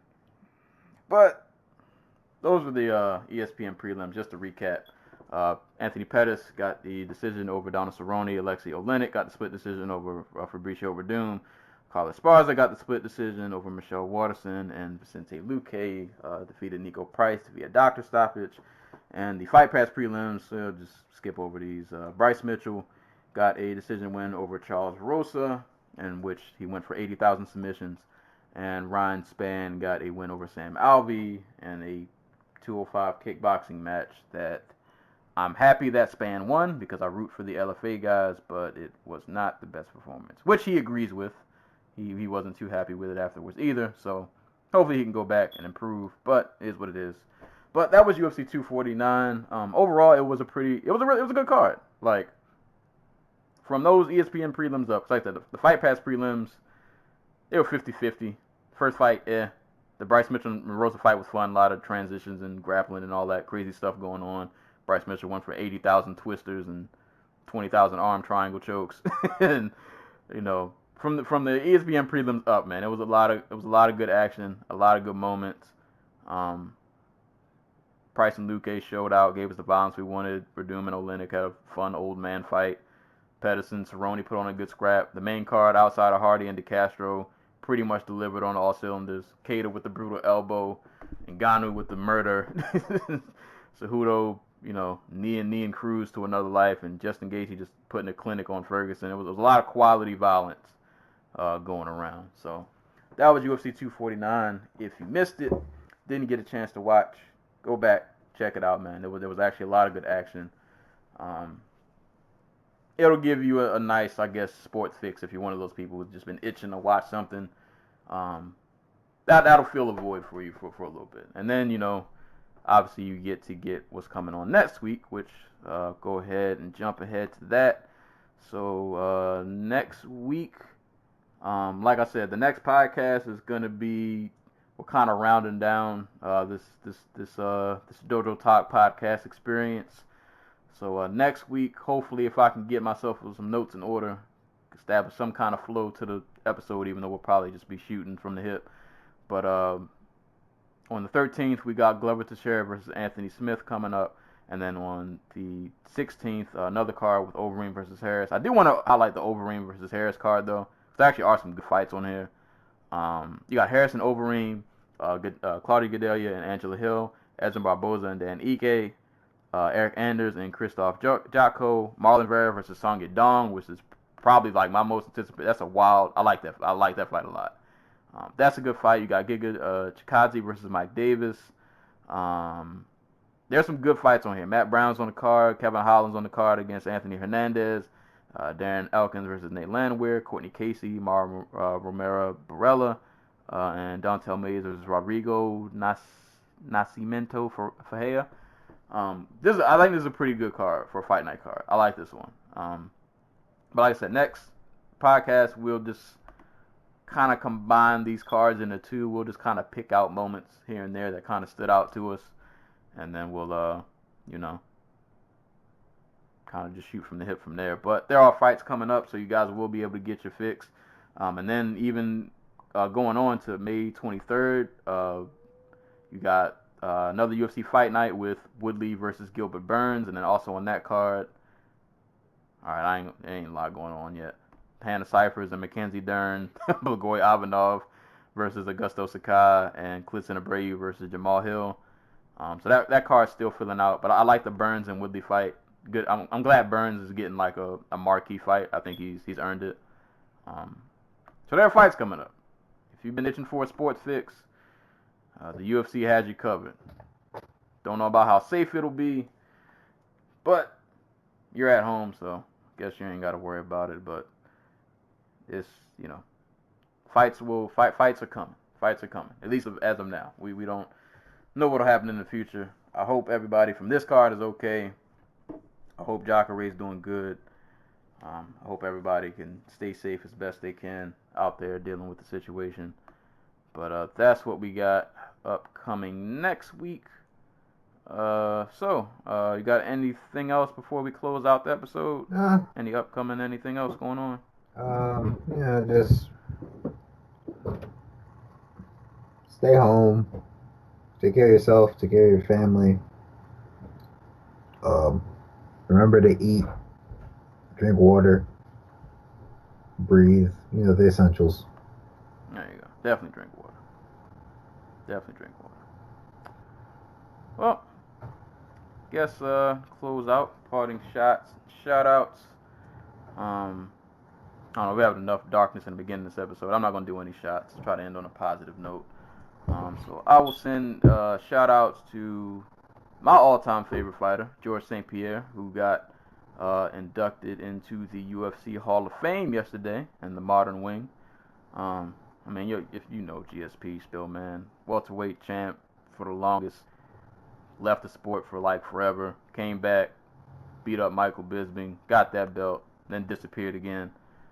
But man, GSP is my all-time favorite fighter. He's one of the guys who really got me into the sport. To me, I still believe he's probably like the most complete fighter. Like if you were building a prototype for a fighter, you would want it to be like GSP. Names on the record, like you guys know the resume, man. Matt Hughes, BJ Penn, John Fitch, Thiago Alves. He jabbed Jock Koscheck's face off. Carlos Condit, Nick Diaz, Johnny Hendricks. I know y'all still salty about that fight. I don't care. He beat Johnny Hendricks. Submitted Michael Bisping. Like, what else you can say, man? Jake Shields. The man, he's the GOAT to me. He's still the GOAT to me. To me, he's the greatest fighter ever, in my opinion. But I won't get in an argument about that. But congrats to GSP, man. Inducted in the Hall of Fame. Definitely well deserved. Go back and watch some GSP fights, man. That man made a lot of really great fighters look incredibly average. He was just really, really good, man. I can't really put it into words. Prime GSP was he was a different beast, man. That guy was a different beast. So shout outs to George St. Pierre, and continued shout out to ESPN for this Michael Jordan documentary, Last Dance. Like I said, man, Sunday nights has really been the move for me. They're dropping 2 episodes a night, so it'll be back on tonight. Well, as of this recording, by the time you guys hear this, it'll already have passed, but you can still go back and watch it. But really good documentary, man, highlighting that Bulls run, highlighting their three-peat and everything that was going on during that time. It's cool seeing the stories of Dennis Rodman and how much they hated the the rivalry between the Bulls and the Pistons, and how much everybody hated Isaiah Thomas. Like, it's a fun documentary, man. I like it, man. It's a lot of it is information that I knew already. There were a couple of new things I didn't know that they showed, but it's still just been really fun to watch, man. Really good documentary. I'm actually kind of gonna be sad when that's over. I've really been looking forward to that like every Sunday night. It's been really fun to watch. So shout outs to that documentary. Yeah, and shout outs to you guys. If you're listening, I appreciate you. Like I said, man, this podcast is winding down. By the end of the month, this will be all wrapping up in a nice little bow. But I appreciate you guys who have been listening. You know, hope you're staying safe out there. And you know, we'll keep on rolling until this is officially over. Any shout outs, Anti-Cool, before we get out of here? Shout outs to moms. You know, thanks for the life. You know, just in general. You know, just if you're stuck working in a grocery store somewhere, shouts to you. I know all the empty-fisted friggin' appreciations probably are grating when you don't get paid enough for this shit, but really appreciate it. Definitely. Yeah, you guys are literally y'all are literally like the only thing that's holding this together. Cause boy, yeah, like the Anti-Cool said, definitely appreciate it, man. Y'all are I know it ain't the best circumstances, but you guys are really putting in the work and really holding things together. So definitely appreciate you guys, and definitely shout outs to all the moms. Happy Mother's Day. By the time you hear this episode, will have passed, but I hope you had a good Mother's Day if you are a mother listening to this podcast. But yeah, that's about it. So as always, give this podcast a listen. SoundCloud, YouTube, Spotify, Apple Podcasts, Google Play, all that good stuff. Send questions to Dojo Talk Podcast at yahoo.com. Hit us up on social media at the Dojo Talk Podcast Facebook, as well as the Instagram page. Follow me on Twitter and Twitch, where I have been streaming lately at Serial Sensei. And you can follow my co-host on Twitter at GC Zeus. So, as always, man, happy Mother's Day. You guys stay safe. Stay clean out there. And as always, anytime people are being punched and or kicked in the face, we will be there to talk about it. And until next time, we will catch you guys later.